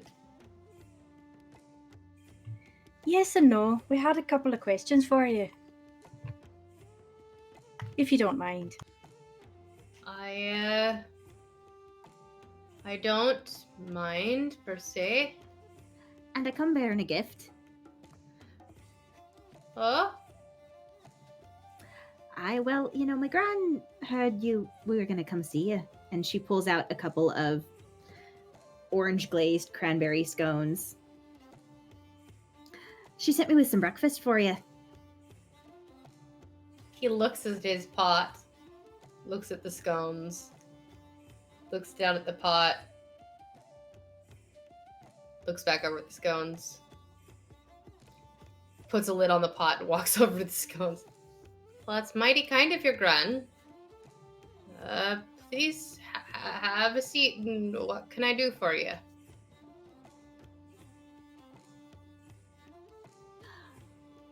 Well, we heard you might have seen something having to do with the missing people.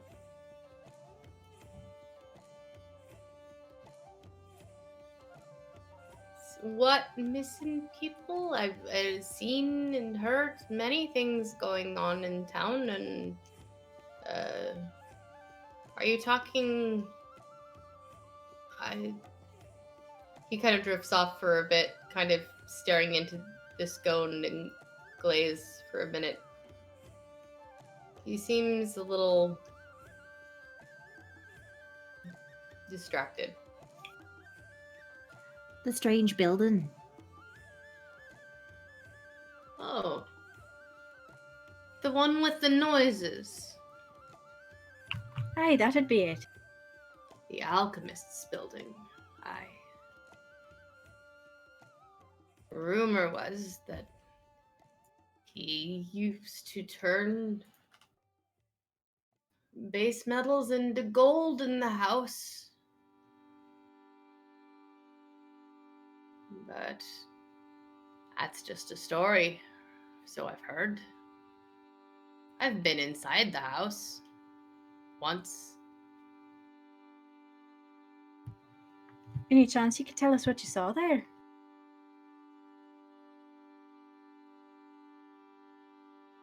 Dust and cobwebs. But I heard lots of strange sounds coming from around. Could have been the basement. That's where it was said that the alchemist used to perform his grand experiments. He starts leaning forward when he talks about that, almost slightly like a conspiracy theorist telling crackpot tales. So there's noises at the alchemist's place. Who's the alchemist? Oh, the alchemist, he died. Oh. Probably 70 odd years ago. Okay. Some folks say the noises are just the wind. But I think there's something else, something sinister. Well, what do you think that the voices are? Or the sounds are? Someone digging for all the gold he turned. The people who was double-crossed, maybe. Aye, that would make sense. Angry spirits. Makes the most sense to me. Angry spirits. Yeah. You're not thinking of going into the house. It's dangerous in there. Well, a little bit of danger. Always been fun. Also, we're being paid to. We're asking more questions to find out if we need to.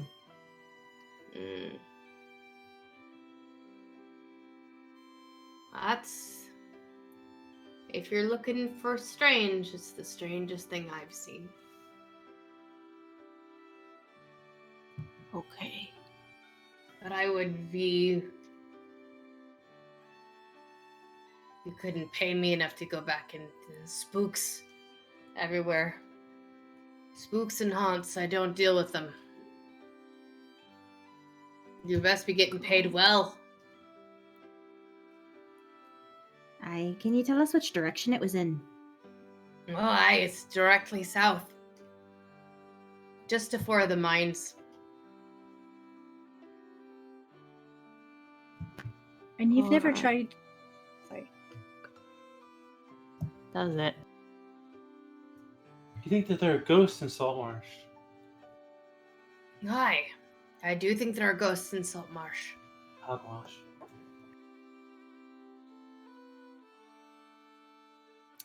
My gran's got a few stories of the old alchemist, but I don't know how much I believe, actually. It's only hogwash if you've not been there yourself. And it's hogwash. Yeah, then I think it's hogwash. Would I have heard anything about the alchemist given how long I've been around? There have been stories told of this alchemist for years and years and years, and the variation of the story is all the same. There was an alchemist who lived in this old ramshackled house who was known to turn any sort of base metal into gold. It was the house was situated close to the mine, so he could get any sort of raw metal and ore from the mine itself and then spin it into gold. And one day he just disappeared. People have gone into the house before claiming to be looking for the basement where he supposedly conducted these experiments to find the treasure trove he left behind. There's not been a lot of success. Everybody claims to know somebody who's tried, but no one has ever owned up to the fact that they've been in the house or have sought it out. You do know that it is fairly dangerous. It is an old house. It's probably falling down around itself, and you should be careful if you're going to enter it. And would you happen to know where the basement is? I imagine it's at the bottom of the stairs. Valid. Is it Seems that like a hard? good place for a basement. Is it that hard to find? You just sort of go down and then you find the basement. It's a do big house. I got kind of lost, and it was the voices. They were so loud. The voices. Aye. Could you tell what any of them were saying? No, just that they were moaning. I tell you, it's full of spooks. Spirits. When exactly did you go into the building then? Couple months ago, I think. When did the people start going missing? There've been an indeterminate number of people coming and going from the mines over the last couple of months. It's hard to say when disappearances have started. They have gotten more frequent over the last month or so. But because of the influx of people leaving and coming from the city, it's been difficult to say when exactly they started. How close is this house to the shoreline? It is fairly close to the shoreline.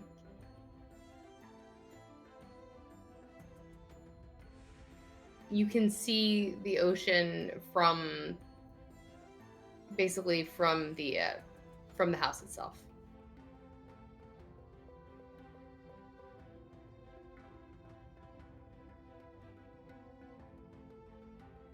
If you're going to the house, you should bring a priest. You never know what evil might lurk. I'm Maybe not afraid of any undead. ghosts. You ain't afraid of no ghosts? I am not afraid of any ghosts. Oh, okay. That's bad grammar.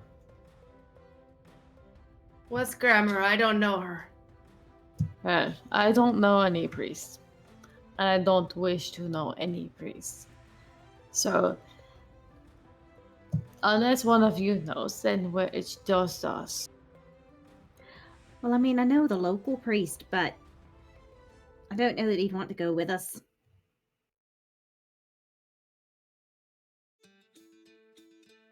I'm sure we'll be fine.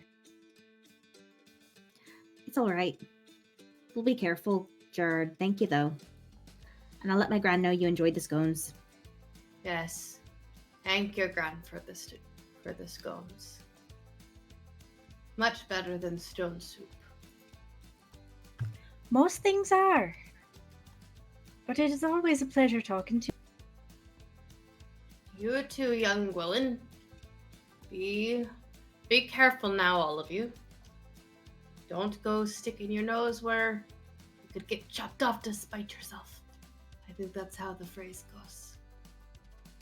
He just kind of like vaguely glazes over, staring back at the scones in his hand. You should probably eat those. Just a recommendation.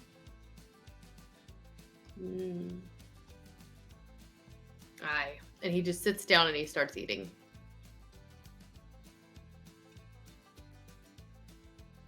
I think that's all we're going to get right now. Probably, yeah.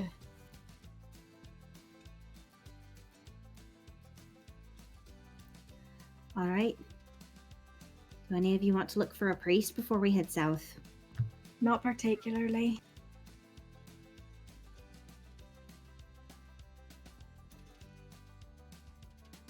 No.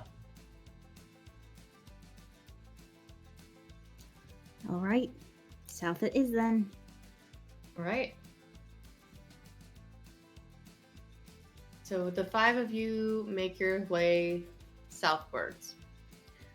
About a mile before you get to the mines, there is a road that breaks off from the main road. It seems to wind towards the coast.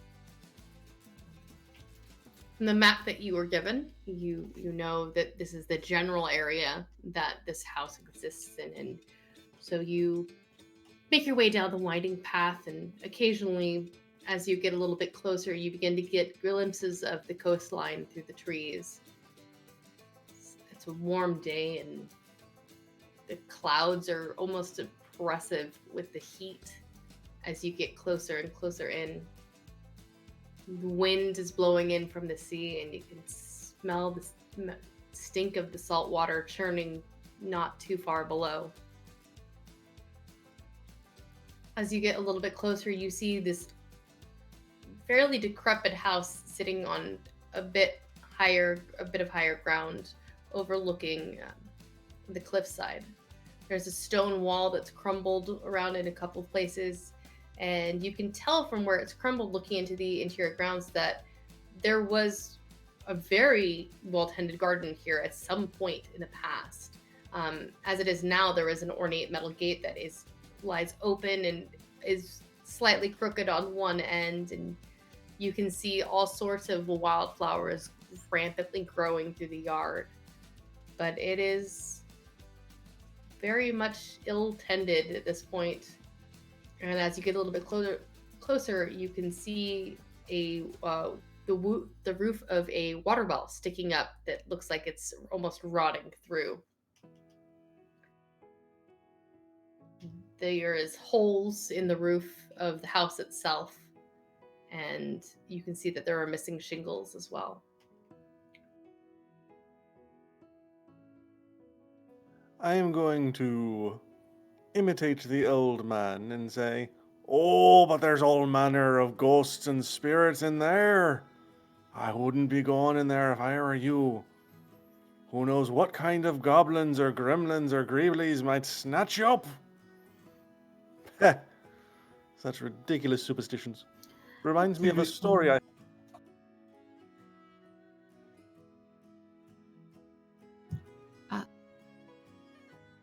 We lost the end of that. Oh, I was simply saying it reminds me of a story I once heard about 4 youngsters and their dog who would travel from place to place investigating these sort of mysteries, and more often than not it was an old man trying to drive up real estate values. Well, that is a very problem. Hmm. You read some interesting stories. Yes. Beautiful. Well, if that's the case, then maybe we should send in the bird that doesn't have to walk on the ground, that's going to rot under the feet. Aye, it did sound a bit like he was volunteering to me. Very well, there is nothing to fear, and I will fly forth and alight upon the roof and see if I can look in through one of the holes in the shingles and see what's inside. Okay.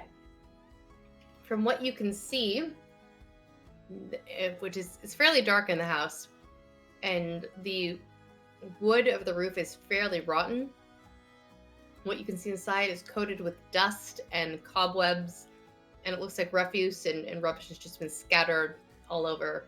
There's plaster that's fallen from the walls, there's ceiling tiles that have been fallen across the floor, and looks like some remains of some vandalized furniture as well from what you can see.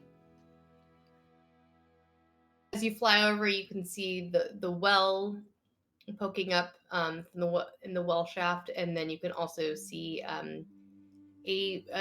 from what was once probably a beautiful vegetable and herb garden with roses peppering it from the outside. There is a door leading into the house below you.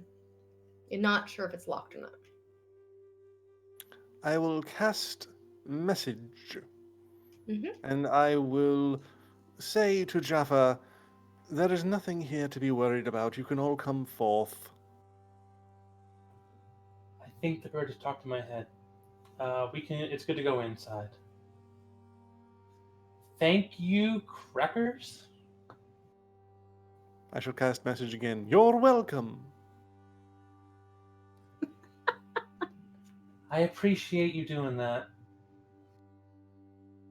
I cast Fine. message again. It's really no trouble. I don't reply. All right. So you all. No, go ahead. I go inside. That's all I said. All right. So you enter into the garden, which has a path up to the front door. You can see there's a few broken gardening tools off to the side and some weeds that are tangled. And aside from that, that's kind of what you see with the well, and you get up to the front door. Is anybody doing anything around in the yard or anything before you guys get up to the door? Fortune is kind of looking around because everyone's kind of laughed at superstition, but he is superstitious. So he's kind of taking in a little bit of what's going on. All right, go ahead and make me a perception check.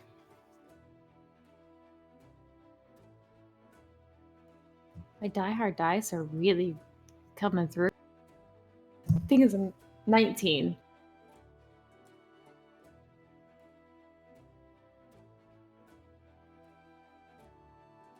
So you can see that something has made a burrow under one of the rose bushes. It looks to be fairly large.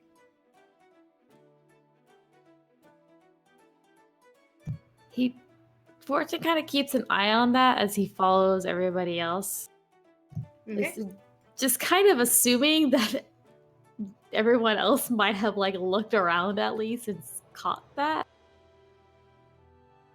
Is anyone else looking around, or are they all focused on the front door? Coral would probably be looking around because she's heard so many stories growing up about all of the crazy creepiness here. Even though she doesn't necessarily think the ghosts are real, she's gonna want to keep an eye out just in case. Okay. Is there anything in particular that you are focusing on? The well, the garden, just as a whole?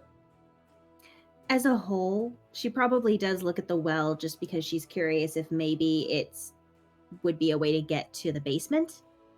Okay. Go ahead and make a perception check. That's going to be a 17.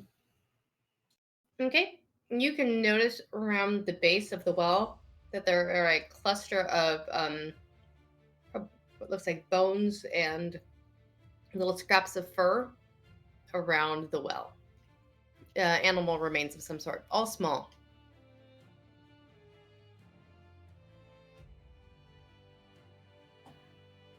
Well, it looks like something's been eaten around here anyway. And she gestures with her foot towards the small animal bones. Do you get closer to the well at all, or no? She probably would to get a slightly closer look. All right. As you get a little bit closer, you can see that the well still contains clean water. It doesn't look like it offers access to anything that you can see, although there is something glinting at the bottom of it that is shiny. Well, there's something shining at the bottom of the well. I can't tell what it is, though. Let me try to get it. Not sure that's the best idea. That's what you think. She's gonna run over, get onto the well, put her hood up, and jump in.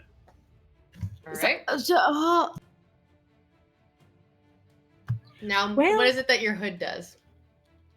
I have a cloak of the manta ray, so Mhm.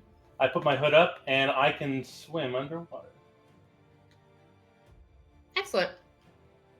So, I would very much like it for you to roll initiative as you jump into this well. As two giant poisonous snakes make their way out of the crumbling cracks of the well where they make their home.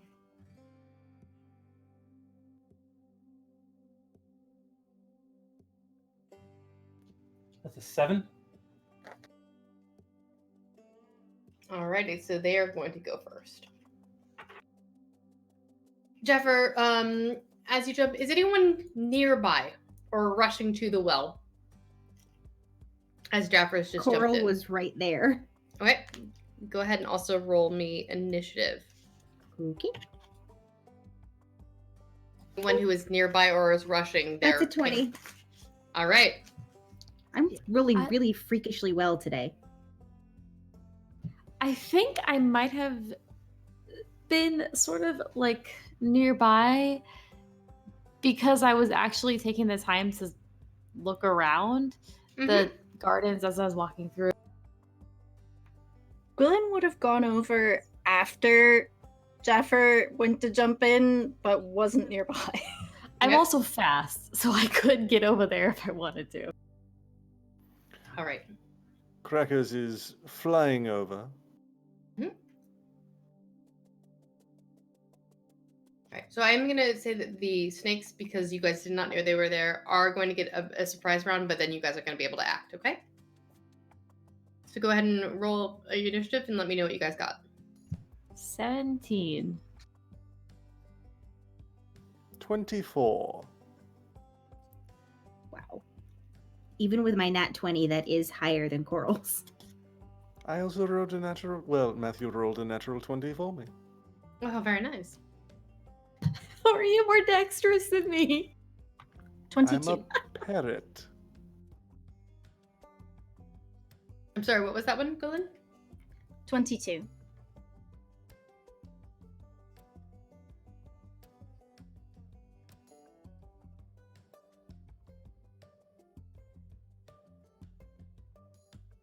All right. So, Jaffer, as you descend, these two giant poisonous snakes work their way out of the stones and attempt to bite you. Does a 22 hit?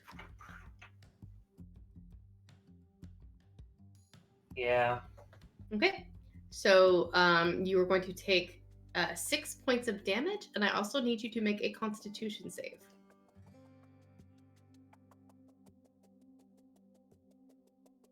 $19. Okay, so you take 2 points of poison damage in addition. And the second one misses you as it goes in for a bite. Crackers.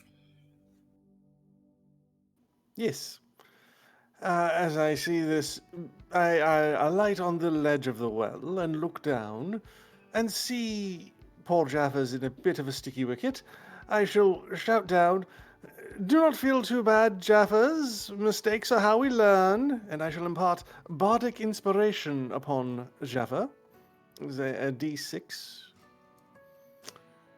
And for my action, I shall gaze witheringly at one of the snakes and shout, "You there! You're hardly a impressive serpent," and I will cast Vicious Mockery. All right. You must make a wisdom saving throw. Okay, then. Snakes are not incredibly wise. You get the idea that this is probably a good tactic.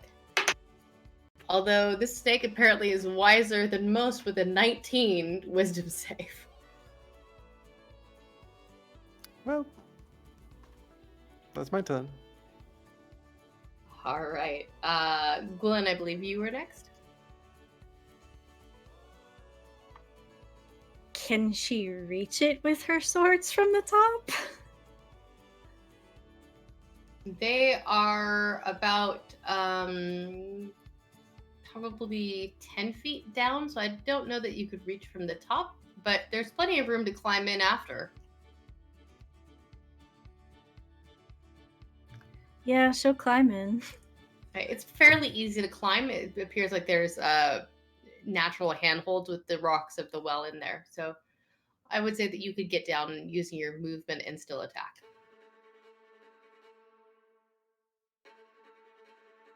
She's just gonna swing at it, by the way, with her Okay. swords. All right, so you take a swing at one of them. That's a 13. You're not used to fighting in such closed quarters as your sword clangs off the side of the wall because you're trying not to hit Jaffer at the same time. Unfortunately, your hit does not quite go as planned. Second swing. Alrighty.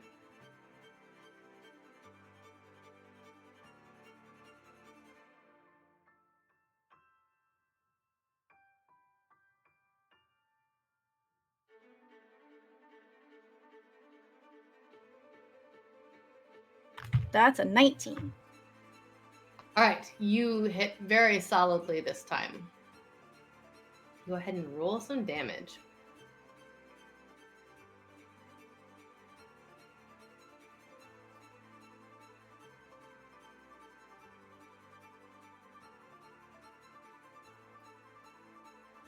That's a 6. Okay, so you take a good solid hit on this particular snake that rears back hissing and loosens its grip on Jaffer slightly. Coral. Okay. So she looks at the snake that Crackers didn't insult. You're not even big enough for me to have your guts for garters. Vicious mockery.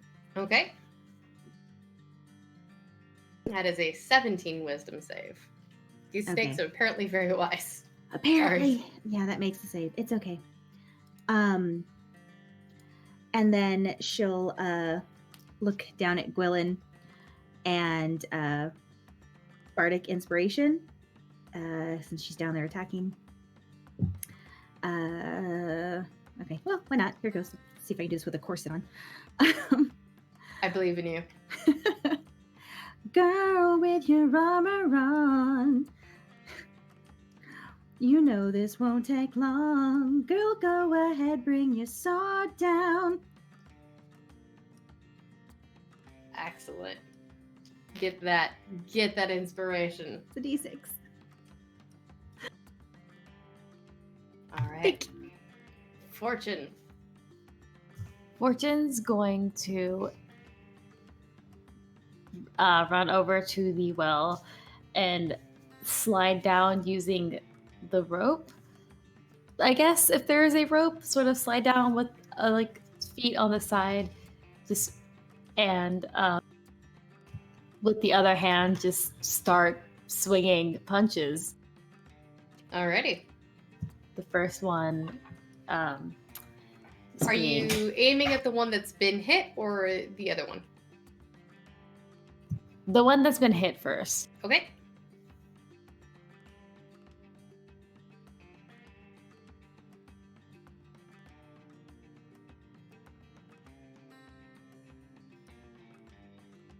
$14.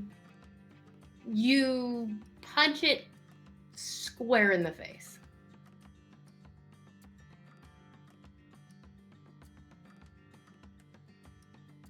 $6 damage for that one. All right, as you connect with that good solid punch, the snake stops and seems to just drop the rest of the way down into the water below. And then I'm gonna flurry of blows to try to take out the other one. Alrighty. That's an 11 for the first one. Alright, so you don't quite get a punch on it. The second one is a 21. That one you connect with very solidly. 6 points of damage. And then, because of my tradition, I also can move 10 more feet and get the disengage action because I flurry of blows. So I kind of just heft myself back up the rope to get out of the way. Alrighty. So you dash down, do a quick 1, 2, 3, and then shimmy back up. Alright. Snake number 1 is dead in the water, literally. And so snake number 2 is having been hurt, is gonna try and take a bite at Gwilyn because she's got a big shiny thing in its face and she's not particularly happy about it. And that is a 19 to hit. Just. You will take 6 points of damage and make me a con save. You can use your d6 on that, I think. Can't you? I haven't done Bardic Inspiration in so long. Yes, saving throws. You can use it if you need it.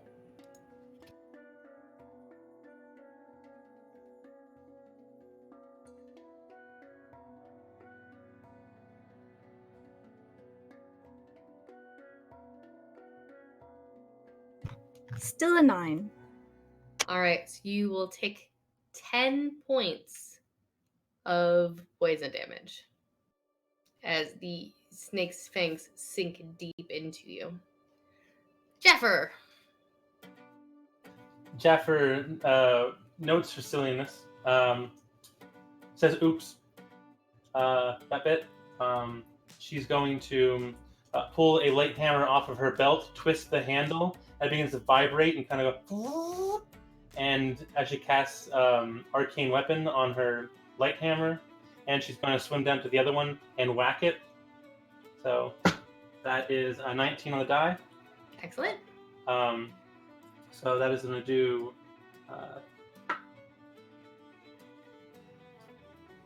5 points of bludgeoning damage and 5 points of thunder damage. As there's a boom sound as she smacks into this snake's face. All right, so describe with how this boom and spin of this hammer kills this snake. She slams its head against the side of the well, and as she does, its head just vanishes in kind of a mist. And there's a bit of a crack in like the stonework there. And then she turns and gives a thumbs up and begins to swim down. All right, so you have vanquished the 2 snakes in here, and for your trouble, Jaffer, you get down and you find 14 silver at the bottom of the well. Nice. And then you guys make your way back up to the surface. I really hope this job pays better than this. Definitely. How are you feeling, Gwilyn? Not great, to be honest. I didn't really plan on jumping into a well after a companion today. All right, hold still. And I'm gonna drop a healing or cure wounds. Let's see, you just lost 16 hit points. So I'm gonna do a level 2. Because ouch.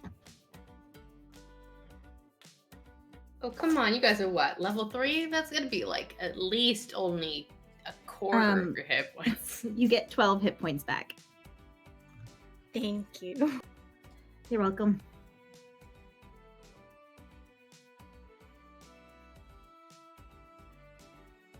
Jaffer hands each person 2 silver. She keeps 1 for herself. Thank you. Thank you. I hope this shows how I'm willing to share what I find. Yeah. That's What was that in ready to question? share. It was kind of a precedent.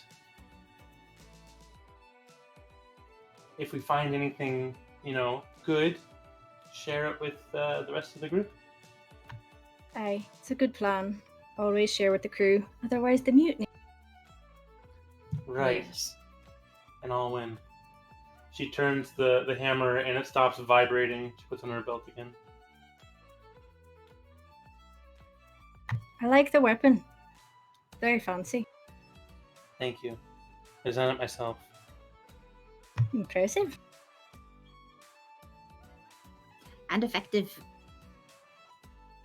Yeah. If only I figured out a way to fight dragons, I'd get more money out of it. Well, work your way up slowly. Could you not just make it bigger? Sure, I could. But I can't carry a big weapon like that. A dragon is still a creature. Just hit it enough times and it'll not move. I think so. Yes. Usually my course of action with these things, just hit it until it stops fighting back.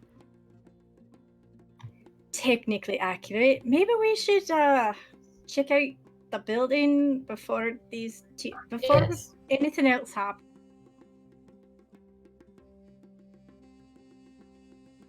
All right. Just a thought. Sounds like a plan. So you all make your way up to the front door. You do find that it is unlocked. Do you guys go ahead and just go in, or do you? Right. So as the front door opens, it opens into a musty, dirty entrance hall. On your left, a corridor leads into the west wing of the house, and the walls are bare, but you can see bits of smashed furniture all over the floor. Up ahead of you, there's another corridor that leads towards the rear of the house, and a staircase is on your right-hand side leading up to the next story. It looks like there's a balcony that overlooks the entrance hall along its north and west sides, and the stairs seem okay to climb, but the balcony railing is broken in a couple places.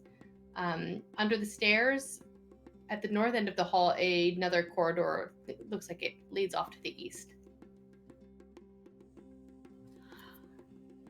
All right. Well, which direction do we want to go first then? I say we should investigate the basement, surely. Yes. I would think so. Also, as a point of interest, would you all call this a fixer-upper or a terror-downer? I don't really know much about the land buildings. I know more about ships and Likewise. I'm more leaning towards burning it down. I mean, honestly, the wood's so rotten it's not even worth keeping.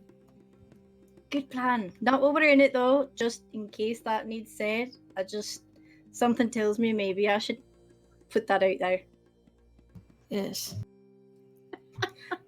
Not calling out anyone personally, just an observation. So I would like you guys to make a survival check, please. Or investigation, if you prefer.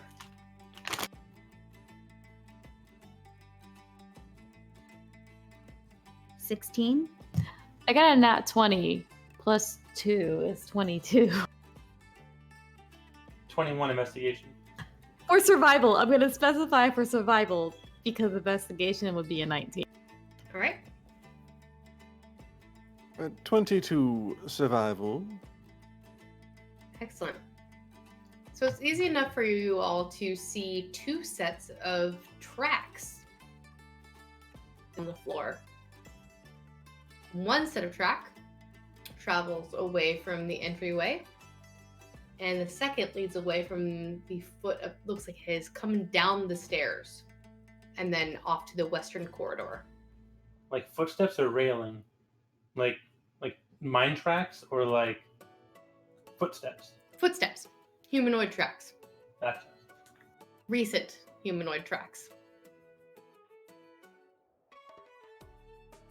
So one goes straight ahead, and then one goes to the left.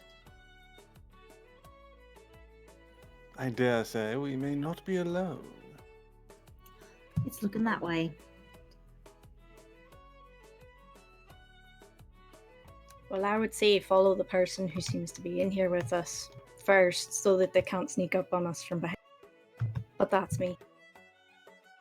Good plan. Right, but do we follow the person that's in front of us, or the one that went to the left? Why don't we split up and do both? That's a horrible idea. Why do you say that? Because Come we and don't walk know what we're around. going to find. The Well, snakes were easy enough, but we don't know who's in here. I would say left first. Yeah. I would agree with that, surprisingly. Check what's interesting up here and then go to the basement. We know what's in the basement. It's not going to disappear. Just why not look into what's up here? Alrighty. So you make your way to the left, and down a corridor you find a shut door. It does not appear to be locked, but it does look like the tracks lead right inside of it.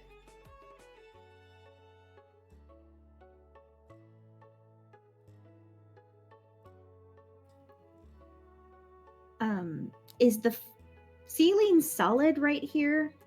Mm-hmm. The Or does ceiling is currently Okay. solid, yes. Okay. Now, if my little sister were here, she would say to check the door. I don't suppose any of you are good at that. I could give it a go.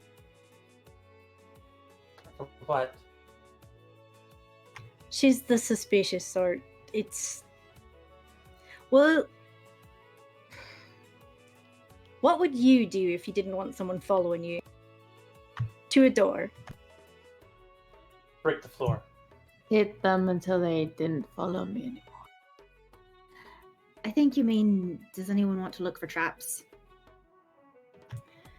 Aye, that's where I was going, but you know, it's always good to get a different perspective. I said kind of garbage.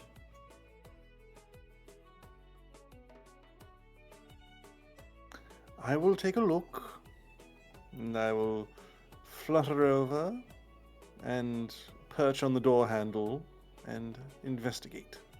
Okay. Go ahead and give me an investigation check. While he's doing that, I kind of wanted to lean in to listen at the door to hear if there's movement on the other side, to see if there's still someone in there Sure. once we get past. Go ahead. I have rolled a 10. You do not see any traps or on this door. The I door also is got it. untrapped. You do not hear anything behind the door. Jeffrey knocks on the door. There is no response. We're good. It wasn't even a panicked, running about. It's probably empty. Let's go. Not even the scurrying of rats. All right. Alright. As you guys enter in, you see a door in the northern wall of the room leading off into a small patio. It looks like it's kind of overgrown with weeds. It was probably very nice at some point, but is very run down, and at the moment, other than a pile of kind of refuse in the corner, this entire room is empty. Now, you do see a set of tracks leading towards the middle of the room. And then it stops right in the middle.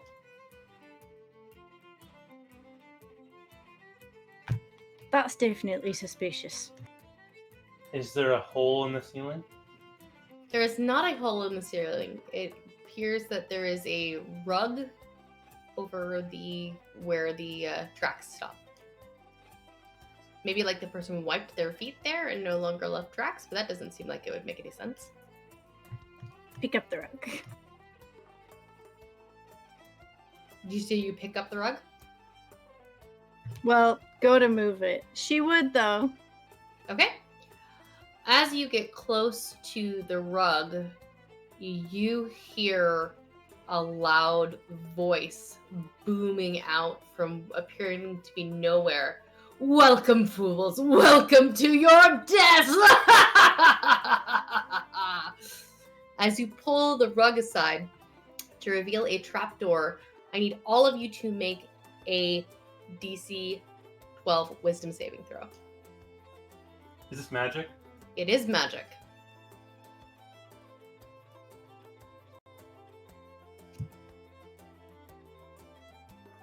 $14. Okay. That's a 4. Okay. 17 minus 1 is a 16.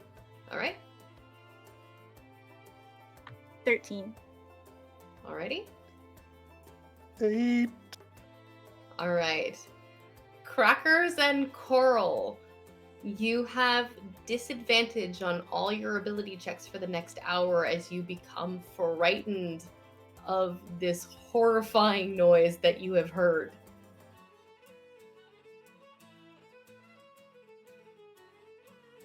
But you have found a trapdoor that appears to go down. Is it locked? It does not appear to be locked. That was a stupid voice. Should we go down? Are we still sure this is a good idea? Has it ever really been a good idea? Well, no, but I'm feeling a bit more nervous now. I think we should leave this house immediately. Really? It would be fine. I'm telling you, there's nothing here. That was probably, I don't know what it was. Coral probably scoots closer to Gwilyn. You're right there. I mean, it wasn't exactly good news, but on the bright side, we know something's going on. We found a way down. They want us to stay out of there for some reason, so we should definitely break it. Right? Well, that's a bit concerning. That's all. Stay here on guard then. No. I'm not staying by myself. It's an awful idea. But I don't think Crackers wants to go with you. Or wants to go with us. He can stay with you. You're going to leave us here alone? No. I feel like leaving these two together is probably a bad idea to begin with, given how well they get along. Sure. Come on. And he sort of pats his shoulder for Crackers to, like, perch himself there, maybe. I will climb up onto Fortune's shoulder. You'll protect me, right? Yes. Good. All right. So you guys make your way to the trapdoor. Do you open it up? Yes. All right. Appears that there is a ladder going down into darkness. Is it magic darkness or is it just regular darkness? It's just regular darkness. It's just dark. So if you have dark vision, you can see that it goes down into just a chamber below. I do this time. Hey! Can you all see in the Same. dark? Yeah. Hi. Can't everyone? I cannot. Okay, Crackers, here. Is Crackers wearing anything? Feathers. There's like nothing. I have a No, small like- pouch. Okay, good. Jaffer's going to walk over and like gesture for Fortune to lean down so she can get to Crackers. And then she's going to pull out a like a fire poker out of her smith's tools, and she's going to trace a little symbol on the pouch, and it begins to glow. That's a bit better. Thank you. It sheds bright light in 5-foot radius and dim light for another 5 feet. So it's bright.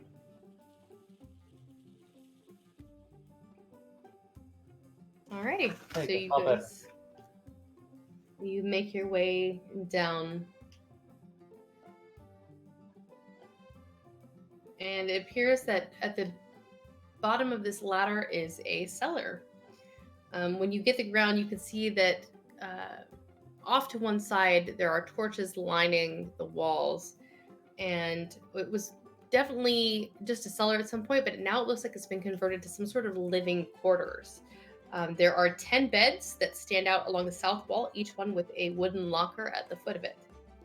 There is also a long table in the center with rickety stools all the way around it in the center of the room.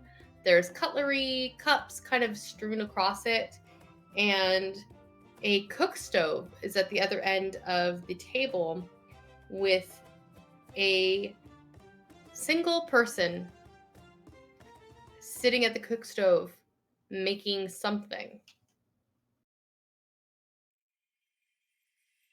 As you enter the room, the person drops what they are doing, looks at you, and immediately tries to run towards a wall. What would you guys like to do? Don't run. Okay, so you just yell out, "Don't run." Uh-huh. Okay. Do you do anything to try and stop the person from running? I got little legs. I can't do anything about that. Okay.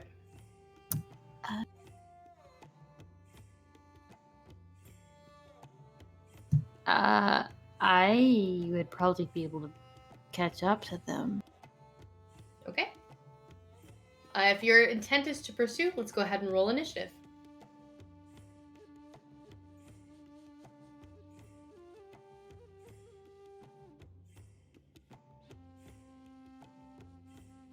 $19.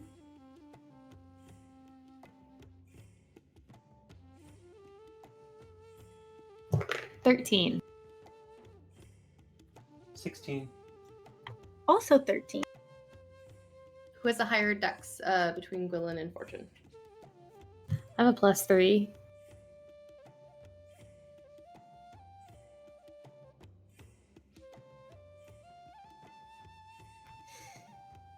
I mean, same. It's 16. Also 16. Okay, wisdom then. That Up I'm minus 1. I +2, so yeah. Okay, so Fortune, then Gwilyn. Crackers? 9.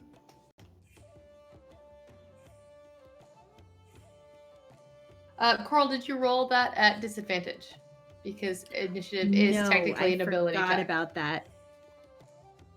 But my second roll's a nat 20, so it's still the 19. Okay. My dice really likes me tonight. Yay, Die Hard dice.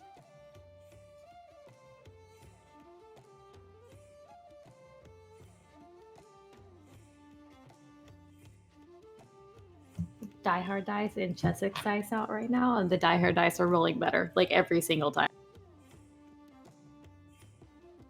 Alrighty. So Coral, this gentleman maybe is running towards a door. Towards a door. Mm-hmm. Or sorry, towards a wall. Okay, can I see if there's a door or anything in it, or does it? Doesn't appear to be.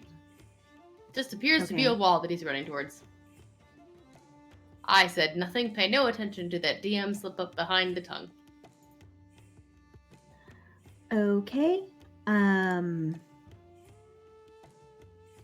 Well, I don't have anything that'll stop him. So I guess vicious mockery. Okay. She's gonna try to get his attention and shake him up and give a disadvantage. What are you gonna do then? Run into a wall? Alrighty. That's a 13. Which unfortunately beats it. Okay. Okay. Sorry. That's fine. Alrighty. And Jaffer. Okay. Jaffer's gonna run 25 feet towards him. Mm-hmm. Yeah, how close is she when she does that? You get within, almost within, you just about within striking distance. You could make an attack and hit. Interesting. Okay. She's going to try to grab him. Okay. Go ahead and make a grapple check.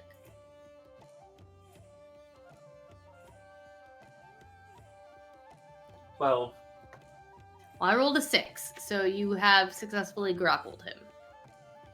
Jaffer like leaps up and like grabs onto the back of his leg, and her armor kind of weighs her down a little bit, so we most likely can't move. Correct. He is held fast. Stop running. Fortune.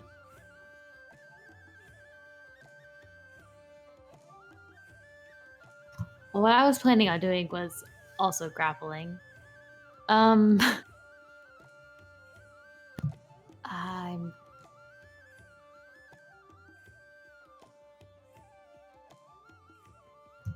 gonna run up to probably the other side of them because I have 40 feet of movement and stop and be ready to grab him just in case he gets out. So like if he Okay. gets out of Jaffer's grasp, yeah, I'm going to sort of like try to grab him. Alrighty.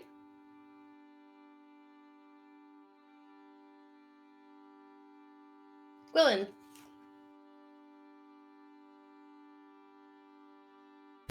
Since they seem to be trying for non-lethal damage, can I try and hit the person with not the blade, but just the hilt of the sword? Is that possible? Yes, of course. You may always say that you are doing or attempting non-lethal damage. The only time that is difficult to do is with a spell. But if it's a melee attack, then yeah, no problem. It's melee.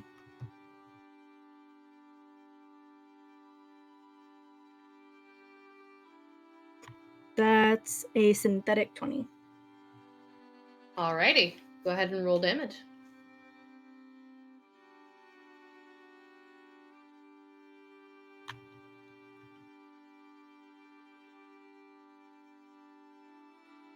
Eight. Alrighty. And you give him a good hard thunk on the back of his head, and he kind of ducks down and just he tries to clutch his head, but he's being held fast, and you hear a kind of a whimper come out of him. And it is his turn. So he is going to Jaffer, how are you holding him at the moment? You're holding his arms or anything? His leg. His leg? Okay. So he starts yelling, "Help, help, they've got me, they've got me!" And he's going to try and get out of the grapple. That's a 3, so I don't think he's going anywhere. That's 20. Alright, so yeah, so he does not succeed in breaking the grapple. And Crackers.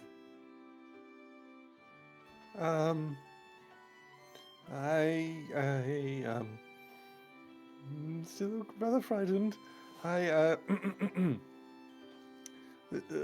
After this person calls for help, I shall keep vigil throughout the room, and if anyone should appear to come to this person's aid, then I shall cast a spell at them. Alright, so you ready an action to cast a spell at anyone who breaks in. Got it, got it. Alrighty. Back to the top of the round. Coral. All right. considering he just called for help, how far away is he from the wall where he was running at this point? He is about probably 15 feet from the wall. Okay. So Coral's gonna go over and start looking at the wall to see if she can see what he was running for. Is there a door or something? Make an investigation check.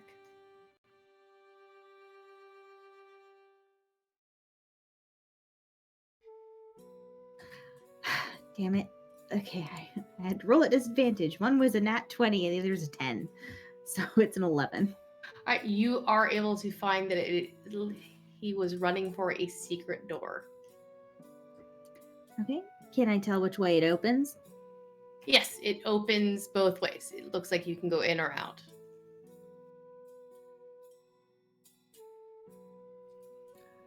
Okay. Can I do anything to jam it? Absolutely. Yeah, go ahead. Make a sleight of hand check. Okay.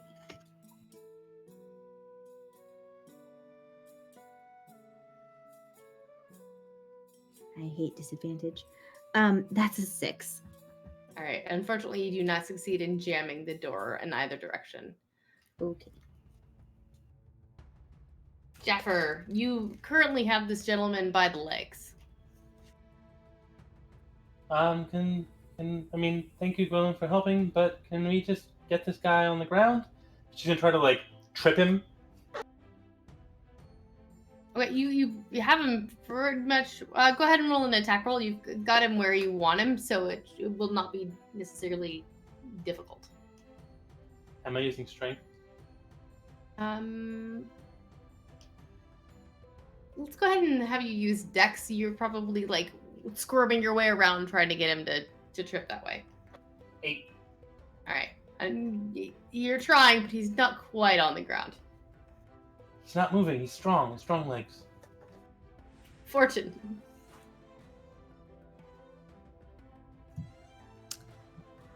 Since it seems like Jaffer's got this, I'm going to be ready to just kind of swing at whoever comes close first, and whether it's in aid of this guy or him running by.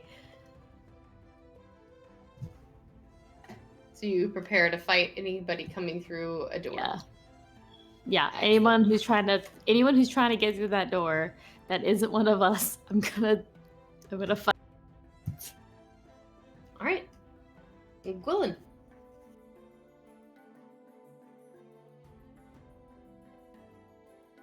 Listen, we don't really want to hurt you that badly. Maybe a little bit. But we just want to know what's going on here. I give you one chance. Can you please talk to us? We heard weird voices and we just want to know what's going on. Answer or I hit you again. Make a persuasion check.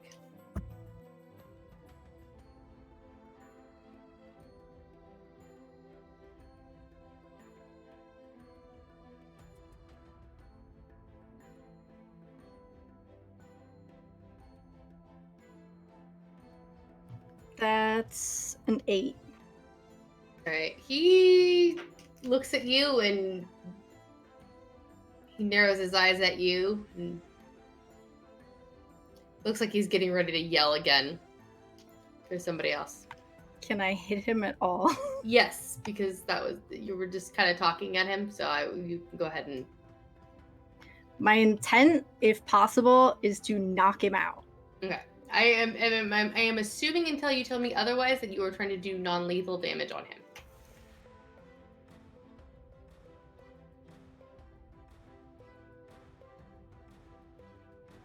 That one's an 8.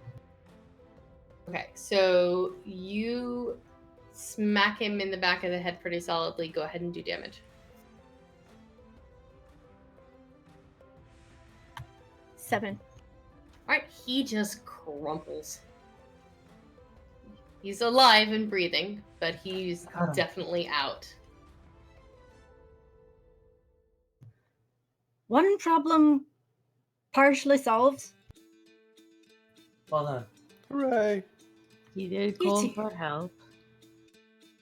That's why I partially.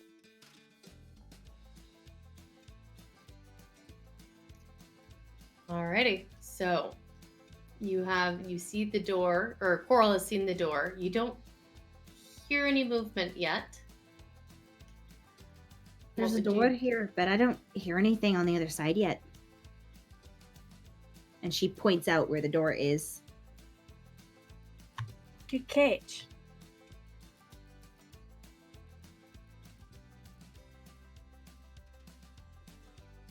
Well, either there's another one, or we either block that, in which case we've got no new information, or we'd be probably stupid and go through it and see who he was calling.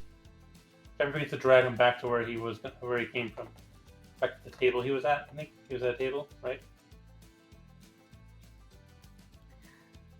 Can I check him for any information, anything identifying at all? Of course.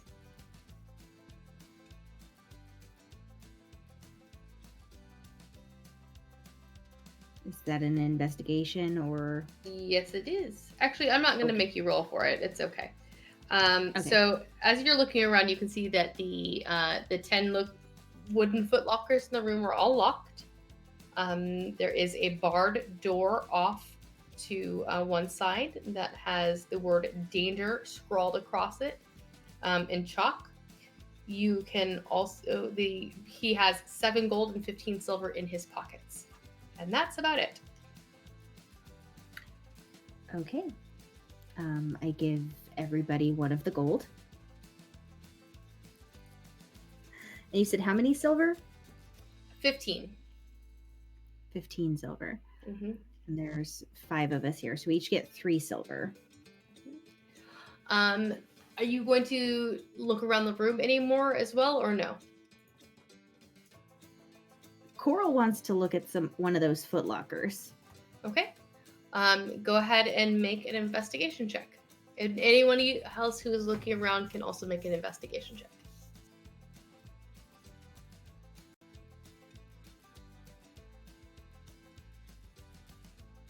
That's a 9. Okay. Got a 14, which is impressive for me. 3. I'm gonna say that Gwilyn is probably trying to subtly keep an eye on Jaffer and the door that says danger. And then she's just distracted from whatever she was looking for. So where he was at a table. Is that true? Yes, he was at a table. Yeah, Jaffer's putting the guy under the table. That's pretty much what she's doing. And Crackers, what did you get? Well, I rolled a natural 20, but because of my fear, I have disadvantage and rolled a 4. Oh. So, Fortune, while everybody's searching different areas in the room, you examine the back wall, and in a bit of a huff and frustration of being in this area, you lean against it for a moment, unlocking and unsliding another secret door that seems to lead down. I found something. And that is where we're going to end for the night. So thank you guys for joining us for the first episode of Dead Men Tell No Tales, a Ghosts of Saltmarsh story. I hope that you guys have had fun. Thank you for bearing with me as my first foray into doing Oh, thank you for the raid. We're just ending. Oh my goodness. Oh, wow. That's great. Oh, thank you guys so much. I feel bad that we're just wrapping up. We will make sure that we pass on the raid to other folks, so don't worry, your wonderful raid will not go to waste. But thank you guys so much for coming for our premiere stream. I hope you guys had as much fun as I did. Thank you for bearing with me as my first foray into storytelling Dungeons and Dragons on stream for the first time, and kind of in real life. for the first-ish time, I've only DM'd one other story, which was only like 2 or 3 sessions. So we'll see how this goes. Thank you guys so much. Oh, you guys are adorable. I wish we could do 5 more minutes, but I think we have some tired folks who need a bit of a break. They're saying that the raid's already been passed on a couple of times. Oh. Apparently, this is the 4th raid. Oh my gosh. All right, well, we're going to go to raid Nerdalopedia? Nerdalopedia. That is an amazing name. But you guys can catch us back here next Friday at 7:30 p.m. Pacific Standard Time. The party has 2 choices to make. 2 secret doors. Which one are they going to go down? And a door marked danger. What is going to be their choices? Fascinating.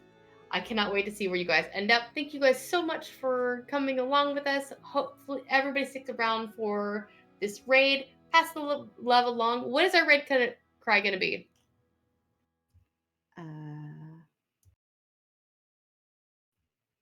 How about dead men tell no tales? That's probably, or we're crackers for crackers. For crackers. I like There it. you go. We're crackers for crackers is perfect. So that'll be our raid cry. We're crackers for crackers.